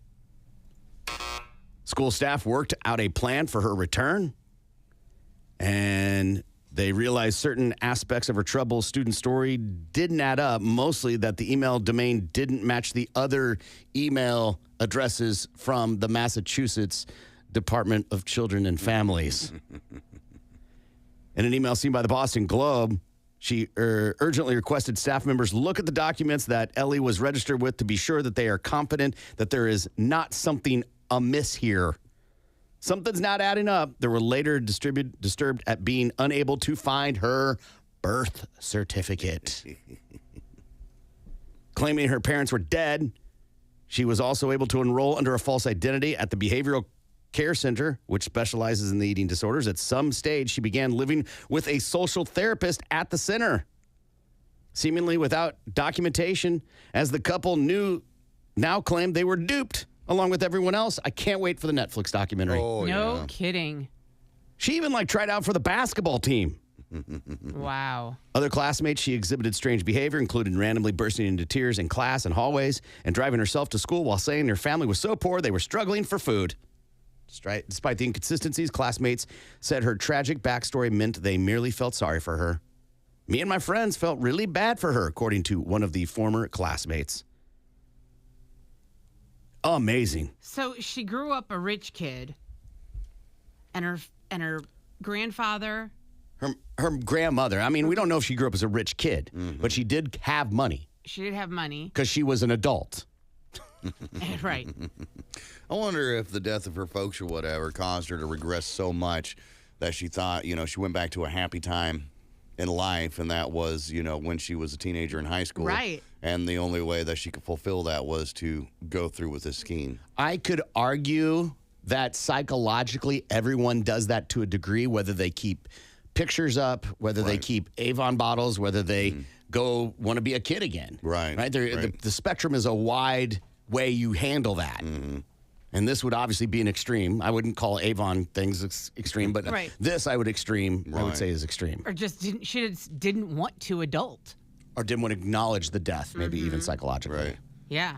I like Lindsay's idea, though. We're like, adulting sucks. So what am I going to do? I'm going to go back, be a teenager. I'm going to get adopted by some foster parents, let them take care of me, and then I can just live scot-free for a little while.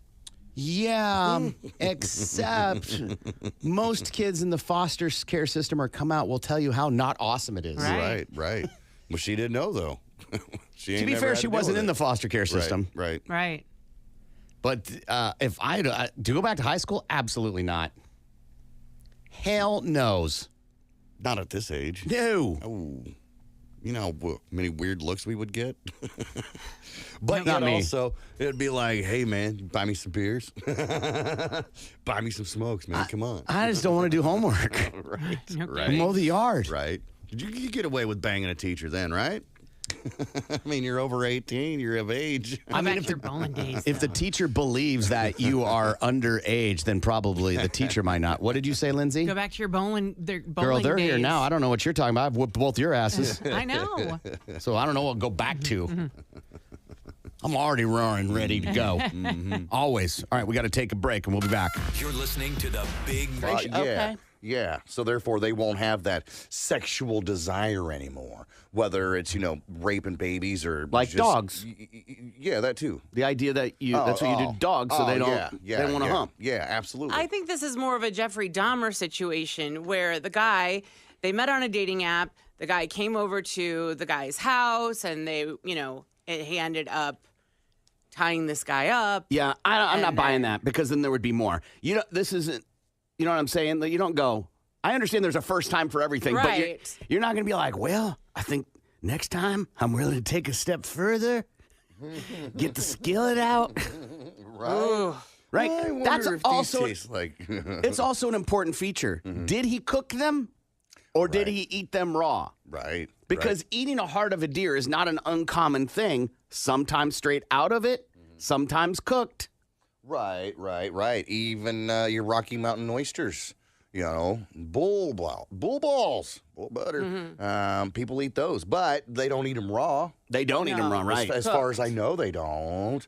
If you do, that makes you a little weird, and I don't think we should be friends anymore. The idea that these two crazy people found each other, if that's the case, God, the universe is insane. Imagine the life No. they could have had if he would not have died. I think they had the life they imagined. He just ended up dead and ballless. I think again, we don't know the motive of the other person from the story. Yeah. But that sounds like that was the motive of this guy. He literally was like, whatever you want to do, Judge. Right. Apparently, and I dug into this guy a little bit. He had a master's degree. Like he was pretty, yeah. he was The Unabomber had a master's. He was, come on. Yeah, true. Yeah. Did you get that online nowadays? Sentencing for him will be held on December 15th. I saw a thing yesterday online. I don't know if it's true, but you know how they caught the Unabomber? They caught the Unabomber. He was such an elitist. Like, he thought he was so much better than everybody else. He couldn't stand the phrase, have your cake and eat it too. Yeah. And because he's like, that makes no sense. He was like, you can't have your cake and then enjoy it, like some other phrase. Yeah. And so he wrote this manifesto that got printed in the paper. And his sister-in-law, who always thought he was a little off his rocker, was like, I think this is your brother. Went to her husband, and he looked at him and was like, I don't think so, and then read the line that his brother was one of the only people who ever said, you can't have your cake and then enjoy it as well. Right. Oh. It's And that's how they got him. Wow. Ooh, damn it. Ted Kaczynski.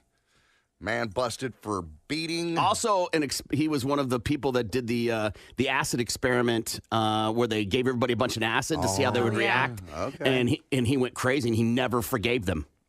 Well, that would make sense, but no reason to go and send bombs through the mailbox. Yeah, Just saying. universities and bombs and airplanes. Right. The Unabomber. A doll feels a little too childlike. Right. Any kind. Yeah. Right. Any I mean, kind. the obvious, the sex dolls would The be. word doll Right. is what negates it for me. Well, Right. So toys, they have sex toys. Toys are for children. No, they also have toys for adults. Like? Drills. Right. Okay. Big boy toys. Big boy toys. Yeah. Gotcha. Yeah. And for the big Beach girls, toys. Yeah. Okay. Lake toys. Okay. Toys is synonymous across the board. Dolls, 94% associated with children, specifically Yes. girls. Okay. So it's a little bizarre. A little weird. To each is their own. To- I'm not going to spend $2,700 on one of those real live looking sex dolls. That's just for I'll me. take the bait. How much would you spend? Yeah. What is your top out My top out, on sex dolls? If I was to purchase a sex doll, now obviously, yeah, you could go and get one of those $50 jobbies that they always look surprised or whatever. But I would like to have, if I was going to get one, it would be one of those real dolls, right? But I'm not. Maybe $1,000, maybe $1,000, and that's a lot. That's a lot, right, man. Let me. I can speak Gimpy. he is not saying he would spend $1,000 on it. Right. Okay. He's saying gun to the head. Right. Okay. Right? Right. Absolutely. I think if he were going to buy one, that would not be the price point he'd shop at. He's saying if he had like the most, Right. it would have to be a utopian world. Probably would have had won $1 billion lottery. Like, Yeah. Well, if that's the case, if I'm winning a lottery, then yeah, I want to get the high end one, man. Spend, $3,500, get everything that feels real, maybe one that's like got AI and can If you talk won back the- to you a little bit. If you won the lottery, you wouldn't need to buy a sex doll. You'd have women lined up if you won the lottery. not if you don't trust people and you don't want them around. You think all they want is money. Boom. That real life sex doll ain't taking me to the cleaners. I'll be taking her to the cleaners, but she ain't taking me. Nay, nay. Do you take a job as a rich person sex toy cleaner? No. How much are we getting paid? That's the real Minimum wage. question. Minimum wage. I'm not getting paid $7.50 to go Everybody needs a job. to go scrub out some rich person's sex doll. Okay, but you get to, sorry. However, you then get to be in their house when they're not there, like as a house I caretaker. get to use all their Yeah, luxuries, so yeah. that means I get to drive the cars. Probably not the cars, but you get to use their house. Nah, I'm out then. If all I get is one room. No, and I like get they're to not use the- there, so you can have the kitchen, you get to do the pool, like whatever. When they're not Absolutely. there, you're the caretaker. Yeah, but I'm not going to be able to sleep in their luxurious bed with their 1,000 thread count Egyptian cotton Sure. sheets. You see They're what I'm not. saying? Yeah, but they're not putting a futon. Right. So text BMMS and then what you want to say to 82945. This is a wild story. So Monty Harrison played for Major League Baseball. He was drafted to go play for the Brewers in 2014, but he was also signed to play college football in Nebraska.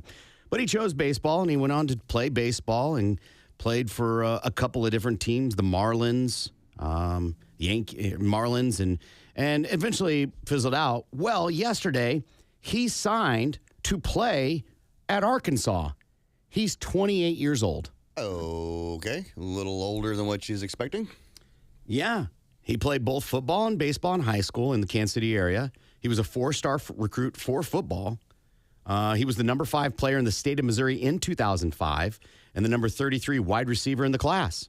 He signed with Nebraska to play football out of high school, but chose baseball. He played 9 games in 2021, was released by the team in March 2022. He signed with the Angels a week later, played 9 games, re-signed with the Brewers. I mean, he was in that cycle of playing baseball. It's hard to make it to that next. Getting signed sounds crazy, is easy. Making it to the show, much, much harder. Yeah. Right. It doesn't sound crazy because a lot of players have done this. Chris Weinke, he played baseball and then played for Florida State and helped them win a national title.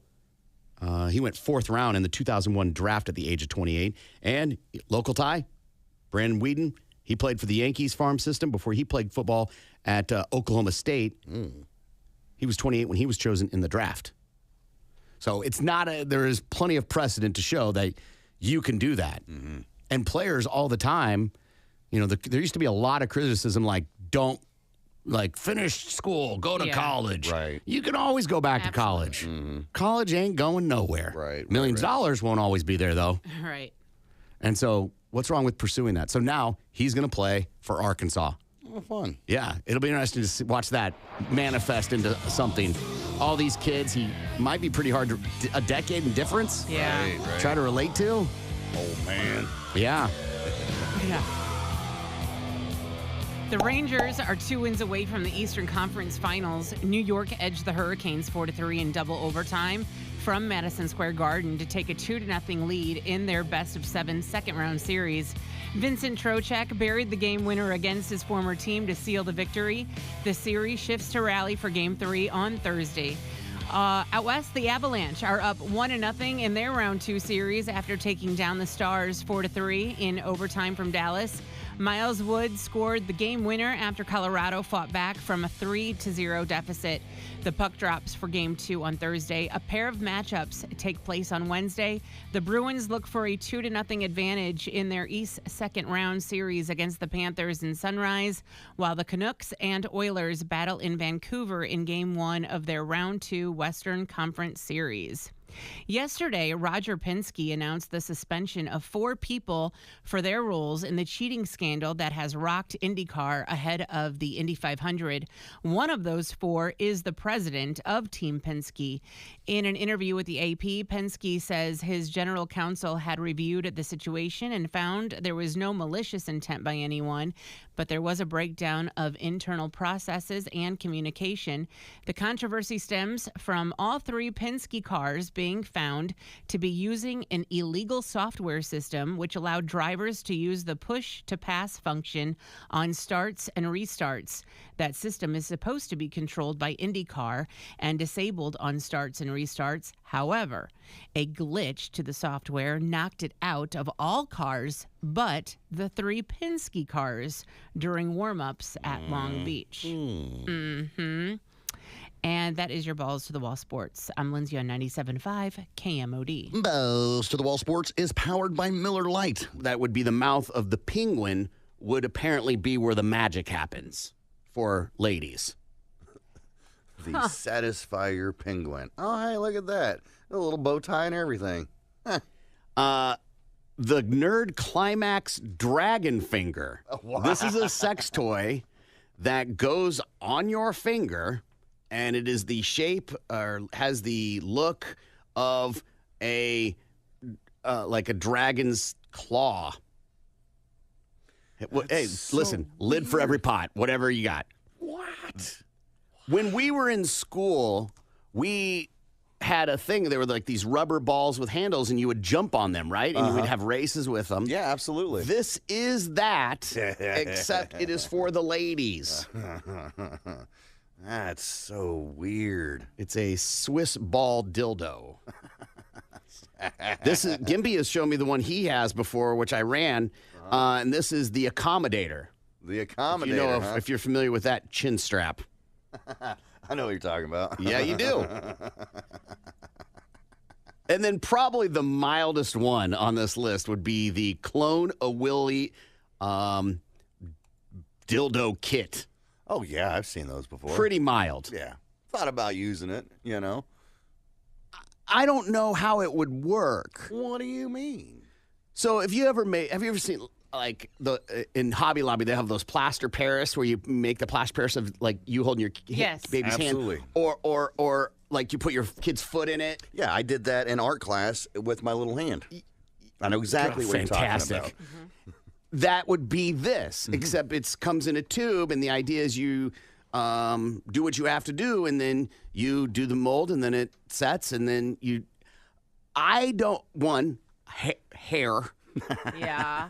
2, any sort of deviation from what's happening in a sexual moment for me, it's over. Right. So your dildo would come out all weird and deformed, pretty much, basically. Or smaller than the representation. Well, what am I going to do with this thing, huh? And do you tell people it didn't work? Like, I couldn't do it? That's why you read the reviews first, right? And I don't know anybody that's done it, so I can't.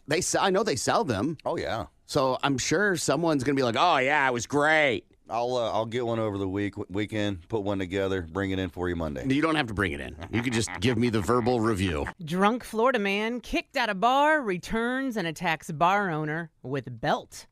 This happened last weekend in West Palm Beach.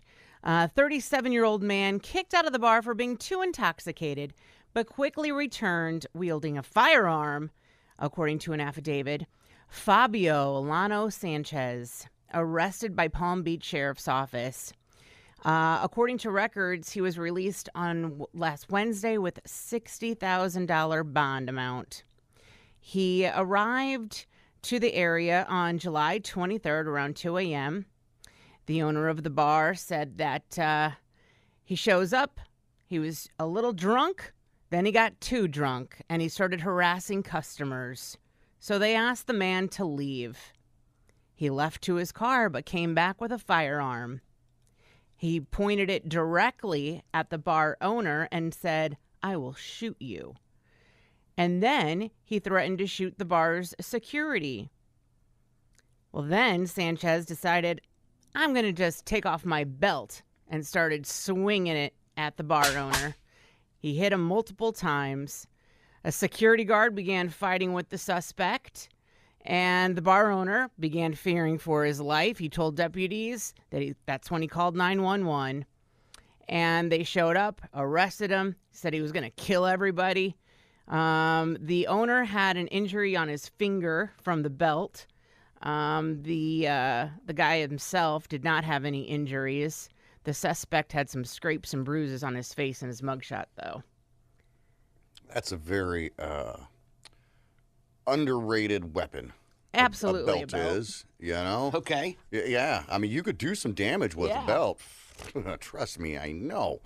But to use it in like a street fight is not something you see every day. You hear about guns, knives, crowbars, baseball bats. I appreciate this guy for whipping out his belt. Yeah, if you're good, like that whole towel whip, you know, that Yeah. people, if you can do that with a belt. You could whip the S out of Yeah, somebody. And you don't even have especially to if it's towel leather. whip them with it. You could whip them like a slave. Whap! You know, right across the face. That's going to Get hurt. the buckle. Oh, yeah. Well, the buckle's good for handle. Oh, that's true. I guess I think of the scene from Indiana Jones Okay. when Jones is in the street and the guy has the sword and he goes, He's all over here. and he just pulls out his gun and shoots him. Right. So Well, everybody knows you don't bring a belt to a gunfight. However, apparently you do. the owner didn't have a gun. One of them had a gun, right? Yeah, the he bad did, guy had a gun, but he Yeah. decided not to use the gun. I'm going to go a little bit lighter. I'm going to take my belt off and whoop him like a step kid. Man accused of shooting 127 rounds at ninja-like people. This comes out of Georgia, Marietta, Georgia, where there's a dude, he's 37, his name's Richard West, and he was roaming around town somewhere between midnight and 9:30 in the morning. And Richard, I guess, got paranoid, felt like there was some ninjas after him, so he whips out his 40 cal and fires 127 rounds Wow. into the business of J&R Cycles, okay? And all the damage, he destroyed a mini fridge, a microwave, a metal desk, a television, a space heater, 2 computer towers. He also shot out the front glass door and the storefront that was also glass. He tore down a portion of the ceiling panel and the insulation. He shot through multiple parts of the wall, a metal garage door, and broke a wooden bathroom door off its hinges and ripped it into pieces. Well, all that before stealing a motorcycle and getting the hell out of there. They ended up catching up to him. They popped him with 2 counts of criminal damage in the second degree, theft by taking. They also got him for possession of a firearm during the commission of a theft and reckless conduct. He's still in jail. I mean, even if he had an extended magazine, that's still like 6 or 7 clip changes, right? Release, reload. Release, reload. 127 rounds. I mean, I can't speak for anybody, but I have clips preloaded in my gun safe, right? And so, but not 6 or 7. No. And so that means he sat there and was like, and just kept loading clips. You never know. You never know when you're going to need 10 full magazines because of ninja-like people. Gosh, some of them ninjas. Mother and daughter kill and grill grandma. See, now that's a What? headline. This happens in Maryland.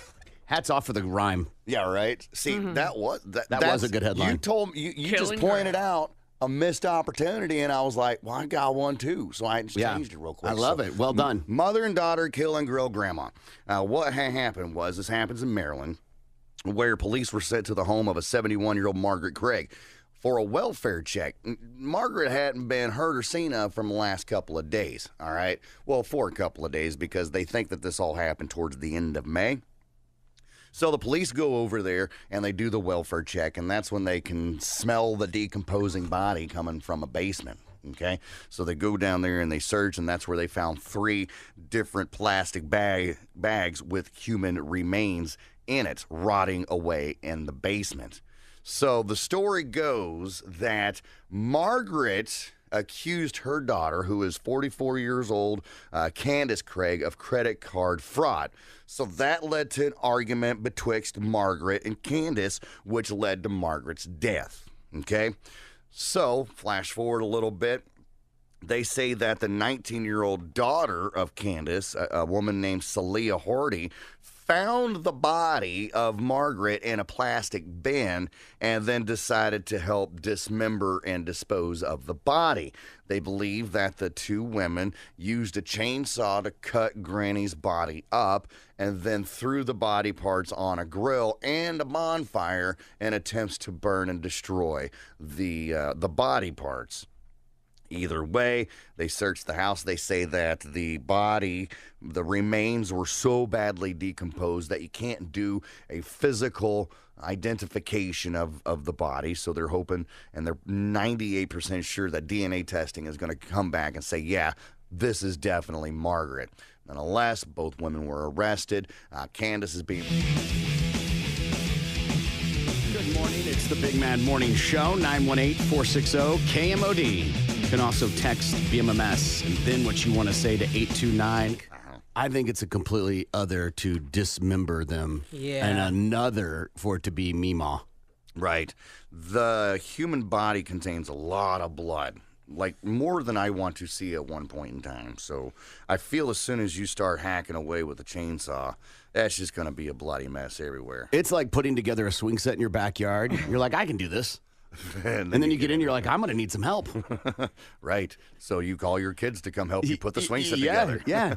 If you've ever put together a swing set in the last 5 years, it shows up and you're like, okay, yeah, I could do this. And then on day 2, you're like, we'll put that on later. Right.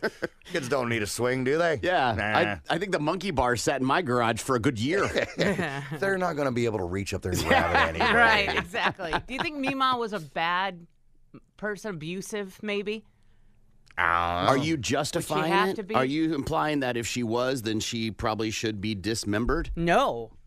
But would she have to be for it to be like, You brought it up. okay?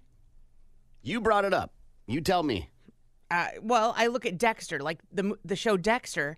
It was like he was almost like the good bad guy because he was taking out bad people. No, Dexter was a horrible person. Oh, see, I looked at him as a good bad guy. He was taking out bad people. Like a Robin Hood sort of thing. That instead of Yes. robbing the rich and giving to the poor, we're just killing bad people. Jack the Ripper is another one, killing the whores of the world. Yes. If you think that's bad. Yeah. Yeah, Dexter was not a good person. I thought so. I thought he was good. But he was hurting people. He was killing people for minor things, not huge infractions. Some of them. Bumped into me at the grocery store. No, Yeah. no. Some of them, sure, but not all of them. Oh, he wasn't doing it for bumping into me How at the grocery dare you store. take the last bagel at work? I've got the longest running game shows in television history. Fun. You want to guess one? Jeopardy. Jeopardy's on here. Yeah, Wheel of Fortune. Wheel of Fortune, of course. Mm-hmm. The Price is Right. Price is Right, of course. Okay, so those are the 3 basics. What about Press Your Luck? No. Yeah. So, Who Wants to Be a Millionaire? Really? 22 years. Password, 23 years. The Pyramid. What's My Line? 24 years. Pyramid, 25 years. Let's Make a Deal, 35 years. Wow. Now, does that count? Because it wasn't 35 years consecutive. It was It was the Monty guy for a while, and then they brought it back with Wayne Brady. So I guess mash them together, it works. Yeah. I feel like it should be consecutive, like Price is Right, Wheel of Fortune, and Jeopardy. Those are all consecutive years. Yeah, I think if you work at KMOD and then take a break and come back, you get X number of years. Okay. Right? Alrighty then. Family Feud, 40 years. Okay. Wheel of Fortune, 48 years. Jeopardy, 54 years. This show I've never heard of because it's in another country. Des Charifs et de Lettres. Sure, easy for Numbers and Letters, 56 years. It's still on today. Price is Right, 60 years. So that's the longest. Price is Right. Price is Right, yeah, Wow. is the longest one. Or is it going to be a thing that comes out like it did with Bob Barker that he had to kind of step away because he owed. He like a miscusi. Oh, Yeah. I didn't think about that. Yeah. Well, it was a different time then. Right. It changes. Empathy towards humans. All right. 60 years is a long time, though, for a game show. Yeah, for sure. It just makes me wonder how long those are going to be on. Are they going to keep doing it? They're going to revamp it, make it different so they can keep that name going? Because really, that's all that they're – I mean, people are going because of the name. People were watching because of the name, because they watched it growing up, you know. Everybody knows that when you're sick and you're staying home from school, you're watching The Price is Right. Yeah. You know? I think shows like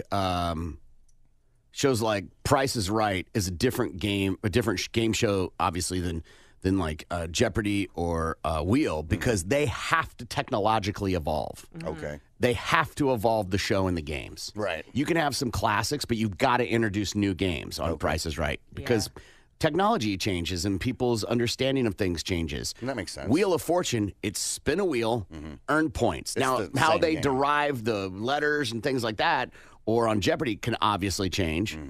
But overall, it's the same game. Yeah.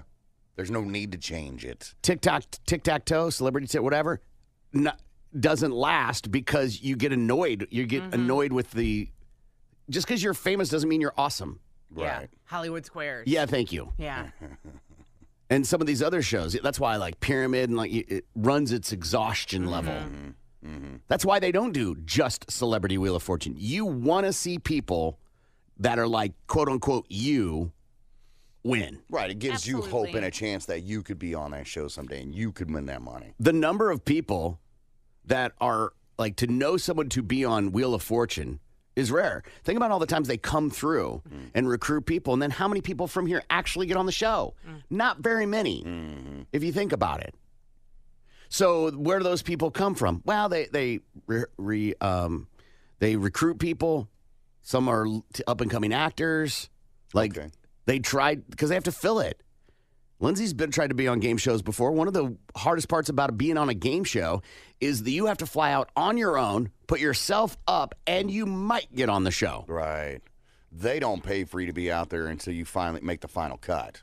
And when you're on the show, you might just get the minimum, which is like $1,000 now or something like that, which you're like, that's a lot. It is a lot. Not after hotel and airfare and expenses. In California. In anywhere. Yeah.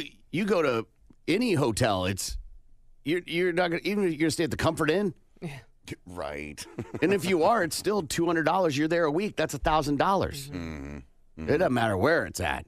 You ain't staying at the Sunnyside Inn with the satellite dish painted yellow. Right. With all the crackheads and whores. Well, I mean, you can get that anywhere, any hotel, right? I saw this story circulating today about TikTok doctors warning the number one position for penile fractures.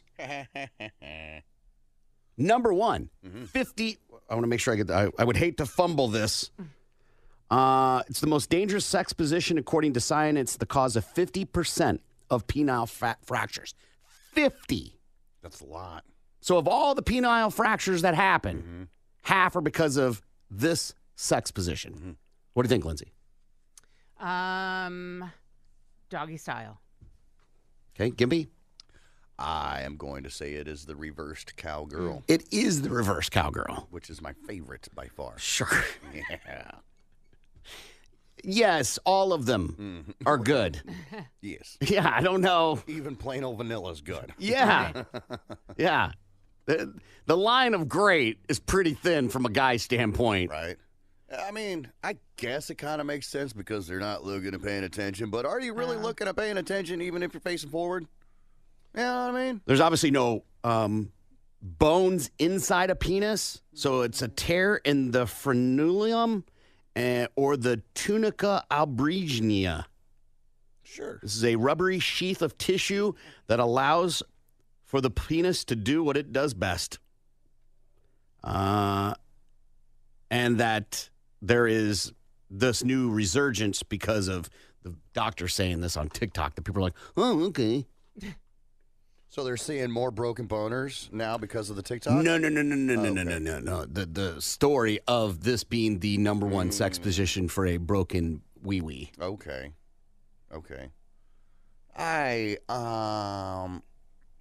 I've never had a fractured penis, so I don't know what that would be like. It's not fun. I mean, it didn't break or anything. You've had a fractured penis? I don't want to say fractured, but, things didn't work out the way that it had, and it should have zigged when I should have zagged. You know what I mean? I'm glad you're saying this. I was hoping you would say this. Yeah. How would you know you have a fractured penis? You would have to go to a doctor to know for sure. So, I'm pretty sure, I'm just making an assumption here, that Gimpy did not go to the doctor in regards to his penis situation. No. So it's a self-determined diagnosis. Yeah, when you break an arm or a leg. When I slipped on the smallest patch of ice in the parking lot, there was an audible pop. That happened. And that's how I knew that I'd broken my leg. When I broke my tooth on vacation, there was an audible pop. Yeah. That allowed me to know that I broke my tooth. That and the tooth, fell on the floor or whatever. So when that happened, there was an audible pop that led me to believe that, oh yeah, this is definitely like I said, it wasn't broken or anything because there is no bone to break. It's just it hurt. It hurt, and it was out of commission for a couple of weeks, and that sucked. Sure. But you're right. I didn't go to the doctor and be like, doctor, I think I broke my Peter. Yeah, there's plenty of people that break bones and don't know they've broken a bone. Right. There are players, football players, that run on broken legs and don't know that they're broken until later. Okay, so to me, broken and fractured are two totally different things. Like a hairline fracture, a small fracture, you can still perform with a fracture. But when I broke my leg, it was broke, floppy doppy. Yeah. There's no way I could stand on it. Penile fracture is this term. Yeah.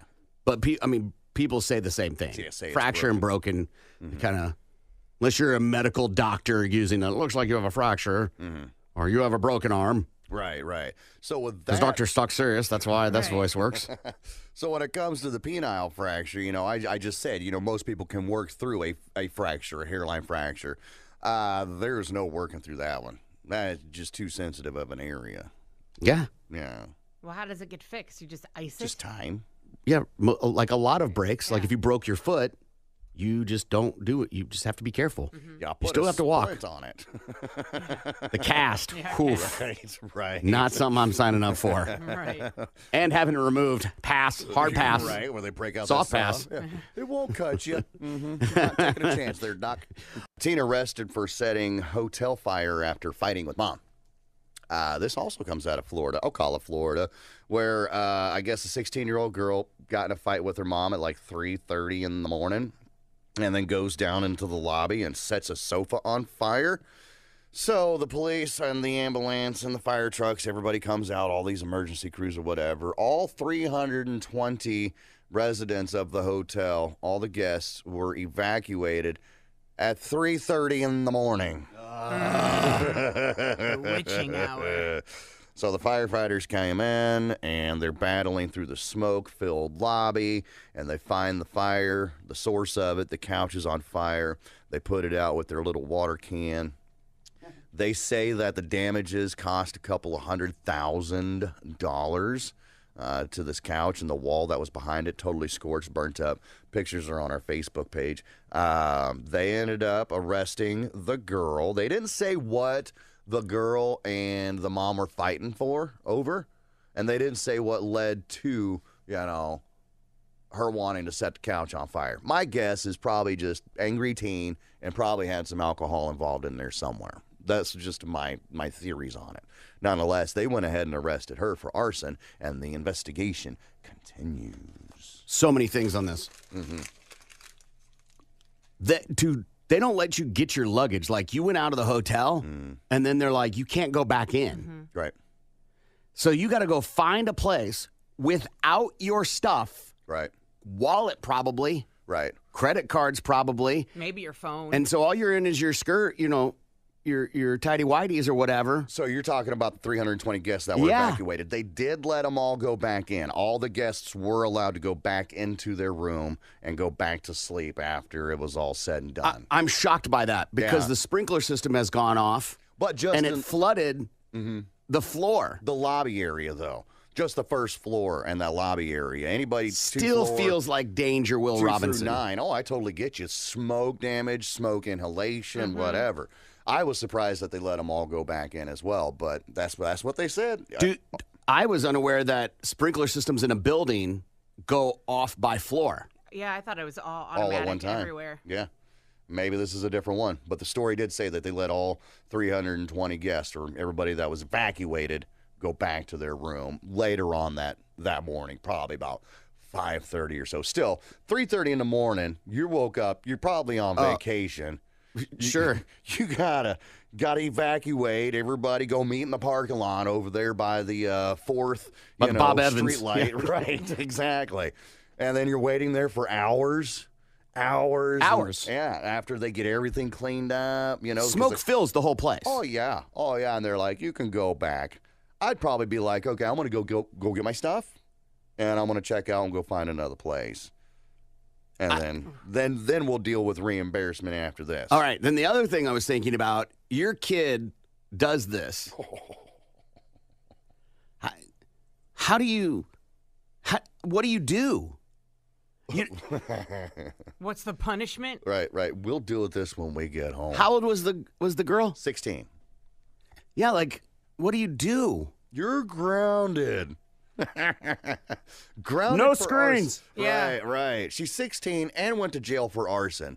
So chances are this parent or the parents are going to be like, well, she went to jail and she's being charged, and they're probably going to take out the couple $100,000 worth of damage out of her Right, that's allowance. a whole... Bro, yeah, right? Right. It feels too late. Like, you already, she's So already... give up. Okay. Give up on your kid. Okay. No. I'm not saying that. You're a lost cause. I tried Yeah, for that's what you 6 said. It's years. too late. Why don't you go live on the streets with the rest of the crackheads? No, but I mean, like, it's too late to be like, you're grounded for, you know what I mean? Like, Well, typically punishments come after the infraction. sure, but she's in jail. It'd be weird to ground your kid like you're a precog or something for something that hasn't happened yet. She's in I don't jail. know what you did yet, but you're grounded. I know you're going to do something. You're grounded. I hope jail kind of wakes her up a bit. Well, she's not going to jail. She did. They arrested her. But she went to juvie. Right. Okay. And she probably may not spend a whole lot of time Which in is there. which is an education system. Right. I mean, there's probably going to be big time fine. She's going to have to go to court. Her parents will pay. Yeah. Yeah. She will not be paying. That's what I'm saying. Like, she is going to be released probably to their Yeah. She'll be paying supervision. it back. If she's my kid. No, she won't be paying back. If she's my kid, she is. No. She's going to be working it off. Hard labor. For 40 years? Busting rocks in the backyard. This isn't Yeah. you bought her an iPhone. right. Tink. This is, as Gimpy said, if not 2 commas, it is definitely 100,000. Mm-hmm. She would be paying back forever. You owe me every paycheck for the rest of your life. Well, that makes no sense either. When you retire, I want your retirement. I want your 401k. See what I'm saying? Like, it just creates all these questions. There's only 2 ways that you can pass a whiz quiz without using some kind of illegal substance. And that is one. Broccoli? No. Oh. Just naturally stopping. Okay. And cleaning yourself out. Surefire, that way. yeah. Absolutely. That's like, abstinence is the only way to guarantee not getting pregnant. Nonetheless, the other way, which is only good for like an hour or 2, maybe a day, is a flush. And that's just to drink a buttload of water, because when you do that, you're not urinating anything for your test, but just straight water. Well, that's why when you buy those pee cleans, they're like, drink a ton of water, Gee, I wonder because why. it isn't that. It's the flushing. Have you ever taken a marijuana drug test, Yeah. Lindsay? Mm-hmm. Yeah. And I passed. Okay, what's the story? I Like, just for a background check for a job, but I don't. in radio? Yeah. Mhm. Really? Yeah. The first radio station I ever worked at in South Dakota. Huh. Yeah. But at the time, I was 20 years old, so I wasn't really into pot so much, so it wasn't a big deal. I didn't do the marijuana at the time. And also, yes, I had to take one when I started substitute teaching. So back in Indiana, I had to take one. And again, I wasn't, even back then, a heavy pot smoker. So it wasn't enough. Like, in my system to even Are worry you a heavy about pot it. smoker now? No, I'm okay. not. Well, at least So- you were implying that you Yeah, weren't, so I didn't know if you were So now. I've never More of a had pot to eater. worry about it. Yeah, it's never been in my system enough to even worry about it. Gimpy, you said 1. How many have you taken total in your whole? 1 to get a job at Target. Huh. No, excuse me. I just lied to you. Sorry, the other job. 2, as a matter of fact. 1 to get a job at Target, and the other one was to get a job when I was selling parts, the job that I had before I got here. And I had failed that one. I had tried. I was like, all right. I love that you put some sympathy tone on it. Like, I tried. I did. I quit for a couple of weeks, and I'm like, all right, that should be good enough, right? THC absorbs in your fat cells. I'm not a heavy guy, so therefore I thought it would flush it out a lot, sooner. It wouldn't stick around in my body as long as it did. So a couple of weeks go by. I'm like, all right, bet I'm good. And I go down there and I take their whiz quiz. And it comes back. You tested positive for the marijuana. And you hadn't smoked in how long? It'd been a couple of weeks. I completely stopped. It can hang. Hold on. Mm-hmm. I thought that was like recent. I didn't think whiz was weeks. No, it's the THC absorbs in your fat cells, so it stays in there for a while. And if you're a bigger, heavier dude and a heavy smoker, and that's another thing you got to think of, heavy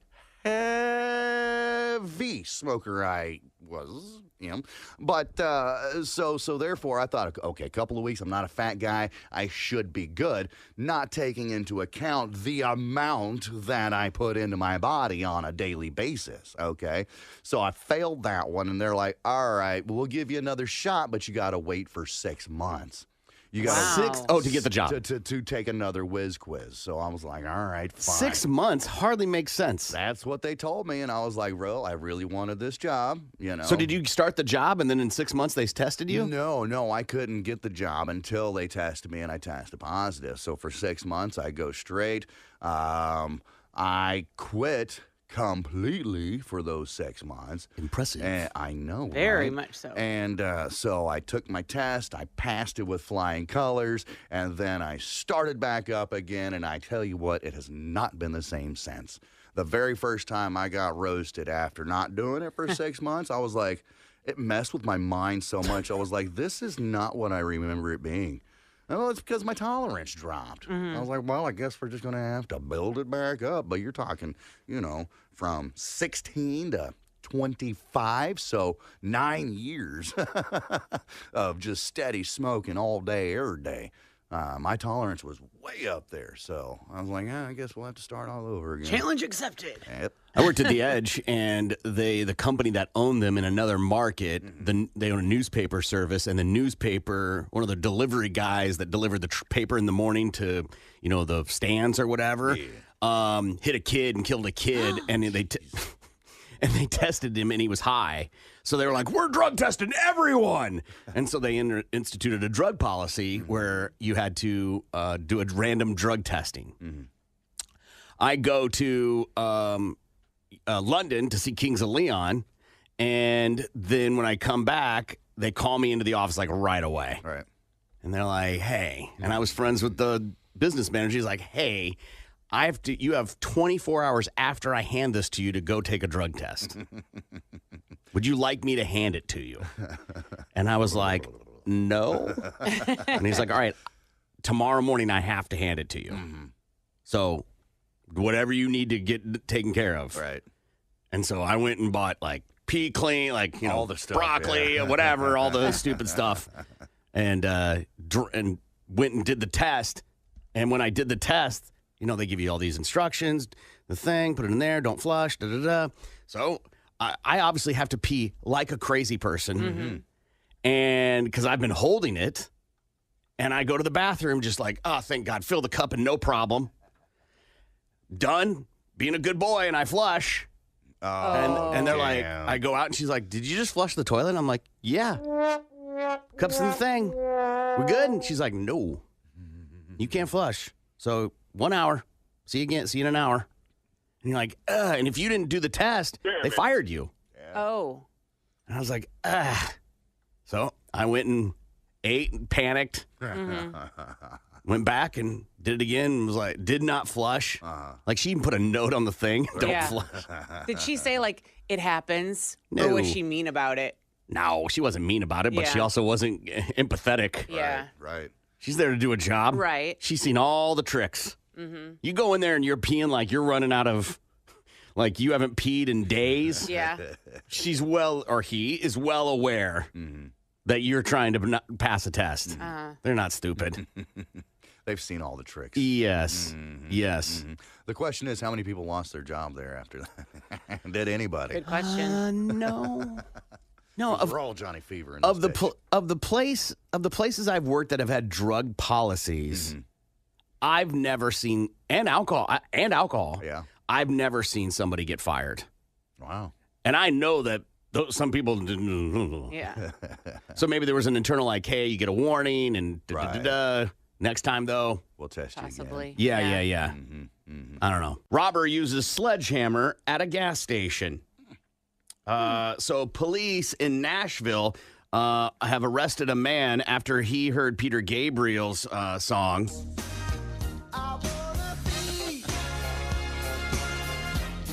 Good old Robbie Kelly heard that song, was like, that's a damn good idea.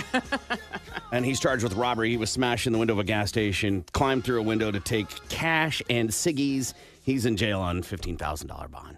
Really just a reason to play Peter Gabriel. Absolutely. Hey, ain't nothing wrong with that. That song right there, when I was DJing at Rumors, the second swingers club that I was at, that was the boss's favorite. And I swear I would hear it at least 4 times a night. And I'm like, can I please stop playing Peter Gabriel? Did he come over and be like, hey, man, Where's my song? play Sledgehammer? I want to hear. Can you throw on some Sledgehammer for me? Sure thing, Bobby. Gotcha. Right. I always love when there's like a DJ who's wiki spinning. That is an art. DJing and picking songs in a selected format to try and get people to dance on the dance floor or to create a certain energy in a room is 100% an art. Yeah. And then you got someone coming over going, hey man, will you play the Macarena? And they're like, oh, because you don't want to say no, but you do. I'll see what I can do for you. Yeah. That's it. I'll see what I can do for you. And then they're like, well, here's a crispy Lincoln for you. And I'm like, ugh, all right, fine. I'll pay your Macarena for $5. $5? $5. That's so. That feels stupid to me. Well, it's better than what some of the people do. They would pay nothing or $1 to play. That feels $1 feels fair. Maybe, but we live on tips. God damn it! You made. Not necessarily, but wait, hold on, Sonic employee. What are you talking about? I got my wages, yes, but the tips are always good and always appreciated. Of course. So here's the thing. You said you made your living off tips, which implied you did not make a salary. You did not make money. I mean, I did, but it helped add towards the living that I'm making these tips. Of course. Here. Like we should then get tips. Shouldn't we though? I love it. No, we can't leave a jar out front. The hobos will take it. What was the biggest tip? More than he can handle. He was about 6'7", 450 pounds. Biff. Massive. Biff, what is his name? Right. Tiny. I think the biggest tip that I got was, I think it was like a $20 bill. Yeah, it was a $20. For one song? For one song. Yeah, those drunk bitches, man. When they want to hear it, they'll pay for it. Like, what's the most you hauled in a night, tip wise? Tip wise is like $100. Damn, that ain't too awful. It's not bad. No, and I don't have to split that with the other barbacks, bartenders, waitresses, or whatever. That's all me. So that would they split their tips with you? No, hell no, never. But they had to split it amongst themselves or whatever. So I was total separate entity. Got to keep everything. I've never tipped a DJ ever. Well, I've told him to get out of that career, but I mean, I've never. Horrible tip. That's technically a tip. I've never. No. Yeah. Now, if you were did you ever DJ a gentleman's club? No. Oh, okay. No. I mean, I'm not saying that I wouldn't or wouldn't have back then, but no. It's like having to be an employee at a weed store. What are you talking about? Right. Yeah, right. That's true. Good point. Nothing would ever get done. Cinnamon. to work. Wait a minute. Who's going to announce Cinnamon? Get off of Cinnamon's lap, Gimpy. Come on. She likes me, man. Right. You told We're me. trying to pay each other's electric bills. Come on. Predictions that were made in 1923 of what it would be like in 2023, which is, for those that don't know, you're 4 days into it. 1, the workday will be only 4 hours long. Check. Yeah, right. We got that one, don't we? It says that because of electricity, work will only be 4 hours long. That's what they said in 1823.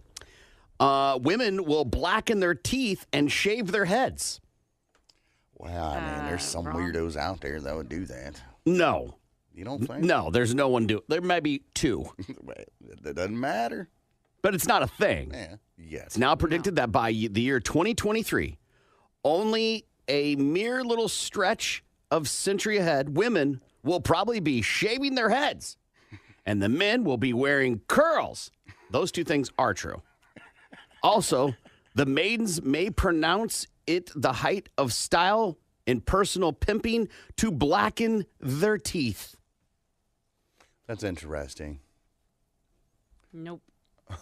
They had it wrong. Whiten their teeth, yes. Yeah, right. Whiten their teeth, You're right. Radio, yes, will replace gasoline. What? Okay. An expert in airlines and airplanes gives, he predicts that by the year 2023, gasoline as a motive power will have been replaced by radio. Okay. And the skies will be filled with a myriad aft going over well-verified routes. So he's not wrong, by the way. This is actually happening and true. Mm-hmm. The belief, we just didn't understand then how radio waves would affect airplanes. Right. Now we know that not to be a problem unless it's your cell phone. Turn it off. All people will be beautiful by 2023. I present at least 2 cases, Your Honor. Be nice to Lindsay. Good morning. It's the Big Mad Morning Show, 918-460-KMOD. You can also text BMMS and what you want to say to 82945. There is an update to that South Carolina pastor's wife who killed herself. Oh. If you remember yesterday, we talked about it where he did a whole sermon, like not a thing, like a normal sermon of his delivery, making people laugh, think, talking about being handsome. Very bizarre. I thought it was very bizarre. And then at the end, he gets very somber and says that he's going to be taking a few weeks away because he just found out the night before that his wife had committed suicide. And the backstory apparently is that they'd been separated for a year or almost a year, and that he had already had another girlfriend. He tried to get spousal support, and the judge was like, no. And he drew up papers for divorce, and then he decided not to sign them, and they were trying to figure all that out, I guess. And that he says that she killed herself. And the medical examiner deemed that she killed herself from self-inflicted gunshot wound. Well, the police have come forward and released a 911 tape from her. Oh. Wow. Calling 911 with some specific information. And it says, I'm about to kill myself, and I just want my family to know where to find me. Are you able to trace the location of my phone? And she tells the dispatcher she's sharing her location, and the dispatcher says the name of the park that they're in, and which she replies, yes, that's where I am. And the sheriff's department released the audio because they felt like there was some undue rumors and conspiracy theories that were spreading quickly and assumptions were being made. However, in the end, we must make decisions based on the facts and evidence that has been gathered. While I know it's not what many people wanted to hear, the evidence is clear and compelling, and we are saddened as anyone that this has occurred. I'm intrigued that the police felt the responsibility to release that information because he was getting some undue heat. Mm-hmm. Okay. That's not their job. No, Right. no, but if it's politically motivated, like maybe he's a big donor of sorts, he's a big part of the community. Of course. You know, I could see that. Of course. But I don't feel like, maybe he is, but that it feels like a weird thing to put out there. Oh, yeah. And also, you might remember the case of a woman who went on trial for telling a kid to kill himself, and he did. Yeah. And she got found guilty. Right. I'm not saying this guy did that, Right. but she could have felt like that was her only option. Right. And does he have any responsibility in that? I don't know. Maybe she was reading a script. Yeah.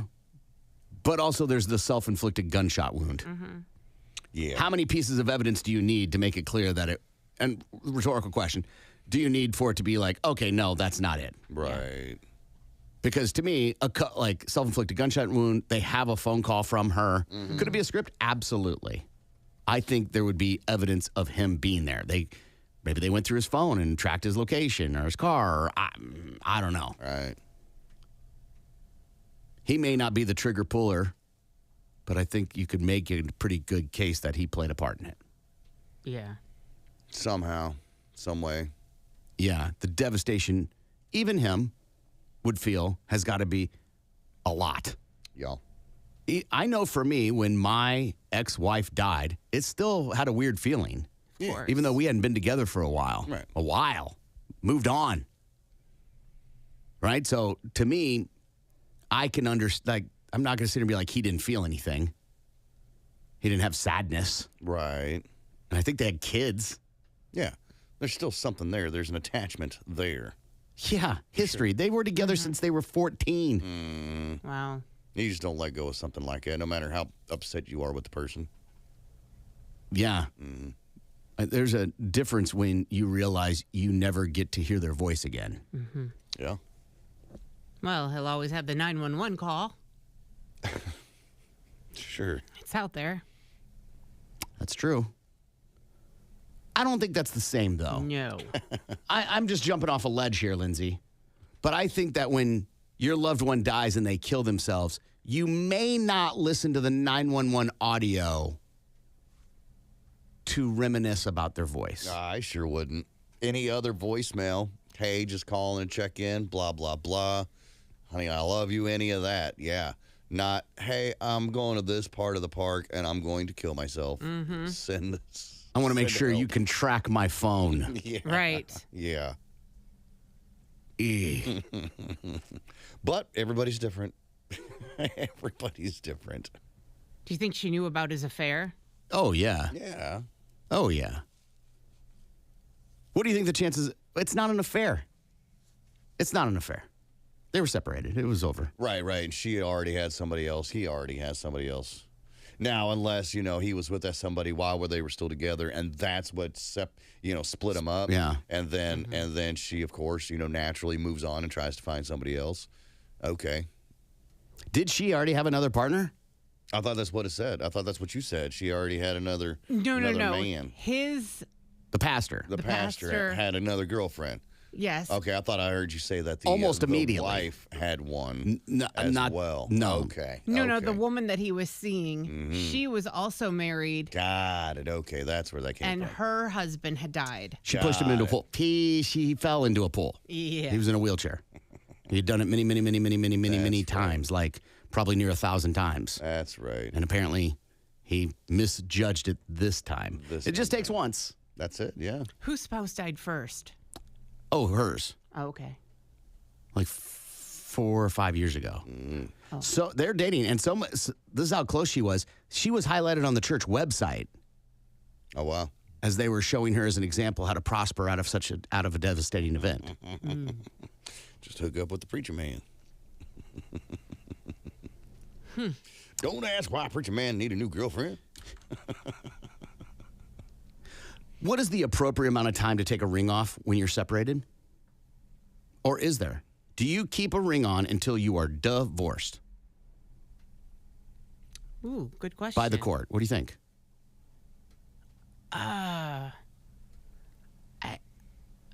No, I don't think you have to keep it on if you're separated.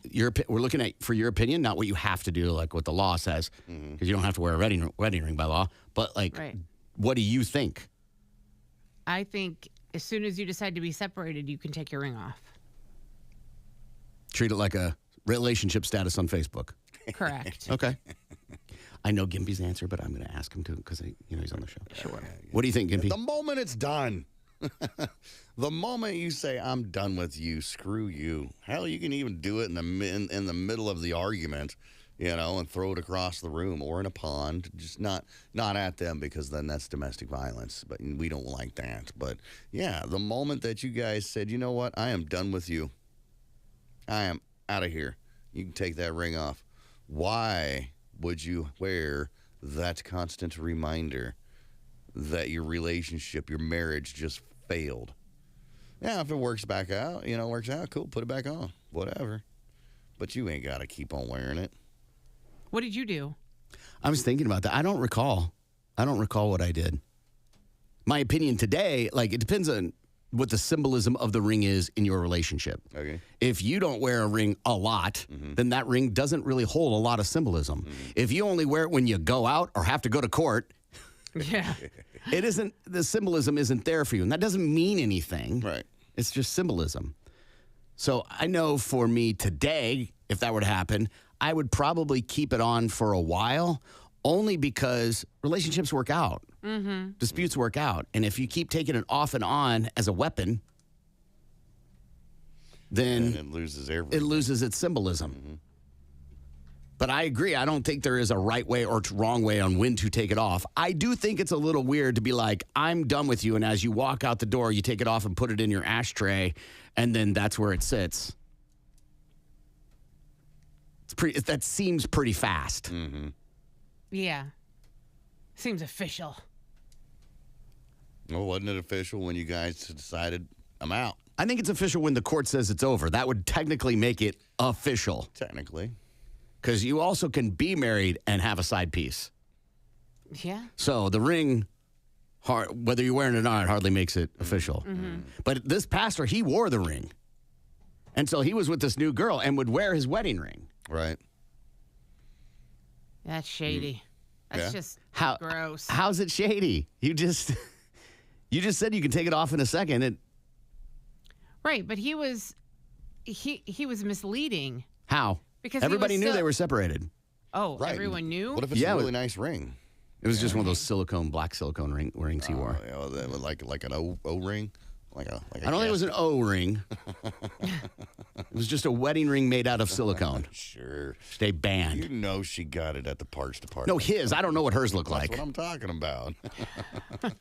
Where'd you get that ring? O'Reilly. All right, we got to take a break. We'll be back. Tulsa's Morning Show. But psychologically, they say those type of things live with you. Right. You may not remember it, but your brain does. Yeah, it's stored in the memory bank somewhere deep down inside. Yeah.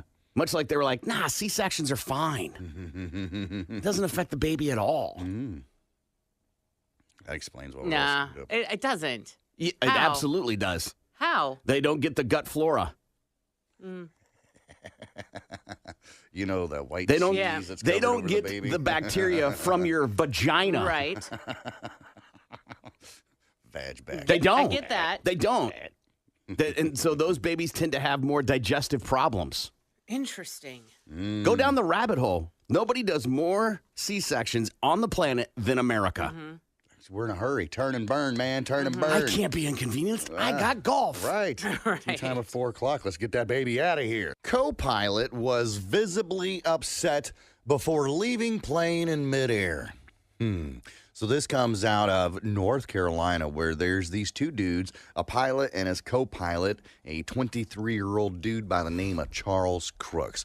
So these guys were running a skydiving operation, and they're in the plane, and they'd already dropped off and picked up 2 sets of people, and they're on their way to pick up the third one. Well, the co-pilot is actually the one that's operating the plane he at this point in time. So the co-pilot comes in for a landing, and it was a hard landing. Kaboom! Ended up breaking the landing gear. Yeah, I remember the story. Okay, happened in late July. So the pilot takes the controls, tries to get it back up in the air, back up to 400 feet. Meanwhile, while the pilot is trying to get things under control, he tells old Chuck here, hey, why don't you get on the horn with air traffic control? Let them know, hey, we need to divert an emergency landing. Well, instead of doing that, Chuck opens up the window and then barfs out the side. Typical, okay, the guy's shooken up a little bit. Adrenaline dump. Yeah. Absolutely. So the pilot's like, hey, bro, get it under control. Get these people, on the horn. We need to make a landing. Get it together, man. Yeah, instead, he decides to go ahead and lower the ramp from the back of the plane. And that's when old Chuck got up and then takes his headset off, starts walking to the back of the plane, apologizes, and jumps the hell out. Now, Chuck, the pilot did end up landing the plane in a field. Chuck was found in the back of somebody's backyard as a dismembered mess, and the incident is still under investigation. Yeah. So, did he just go crazy in that moment? I guess they said that he felt really bad for the hard landing, which I understand. And the guilt just overtook him to just jump out of the plane? Yeah, overtook him. Said that he was visibly upset and just said, you know what, F this, I'm out of here. And then, there he goes. Drugs. Possibly. Drugs feels like a better answer. Mm-hmm. I'll do you one better. Falling airplane part barely misses officer at Maine state capitol. So police officer's lucky to be alive after he was standing just a few feet when a 6 to 7 pound steel sleeve smashed into the ground outside the main entrance of the Capitol on Friday. An officer who works as a screener to the building was walking less than 10 feet from where the part fell. The FAA is investigating and says the part is likely from a large airliner on an international route. Or so they'd like you to think. Is that common for parts of planes to just fall off like that? I've seen other stories where, like, the landing gear fell off and, ended up going through somebody's roof or something. But I feel like that's just every now and again. This says things fall off aircraft every day. The Navy recorded an average of 460 incidents per year in the 80s. In the commercial world, Boeing received 200 reports of structural parts falling off its planes between 1989 and 1984, so a 5-year period. Okay, so in the 80s, it seemed different because in the 80s there were a lot of plane crashes. Pan Am being one of the airlines that seemed like they had a bunch of crashes, which I didn't think was right, but I mean, whatever. I think that the number of plane crashes every year isn't a lot. Okay. I could be wrong, but hold on, I'm getting to the 80s. We'll just go 86. Sure. 1, 2, 3, 4, 5, 6, 7, 8, 9, 10, 11, 12, 13. Oh, God. We're at a baker's dozen. Yeah, but do you know how many flights there are a day? Yeah, I'm sure there's a lot. Thousands. It's okay. So 13 out of 1,000, but still, man. In a year. Okay. So times that by 365. That's not very many, bro. I guess. It just seemed like it's literally the safest way to travel. Says you. As not me. Parts it's are just data. falling off. Data. Facts. How many times you be driving? Good morning. It's the Big Man Morning Show. Lindsay, what'd you learn today? I learned that Miss USA has given up her title because, bringing an end to world hunger can really take its toll on a person. I also learned her runner-up will be taking her place, George Santos. Gimpy, what'd you learn today? Well, I learned that according to Three Dog Night, if I had listened to my mom, I wouldn't have had kids at such an early age. And I also learned that Mr. Anderson was so hungry he could eat the head off a cop. I learned that officer gave that criminal head. And I also learned that the first 2 songs we played for the top 5 rock songs could be interpreted as about sex. It's Corbin saying, make sure that dishwasher is loaded right. It's Lindsay. Stop tracking my cycle. This is Gimpy, and I'm sorry. Thank you.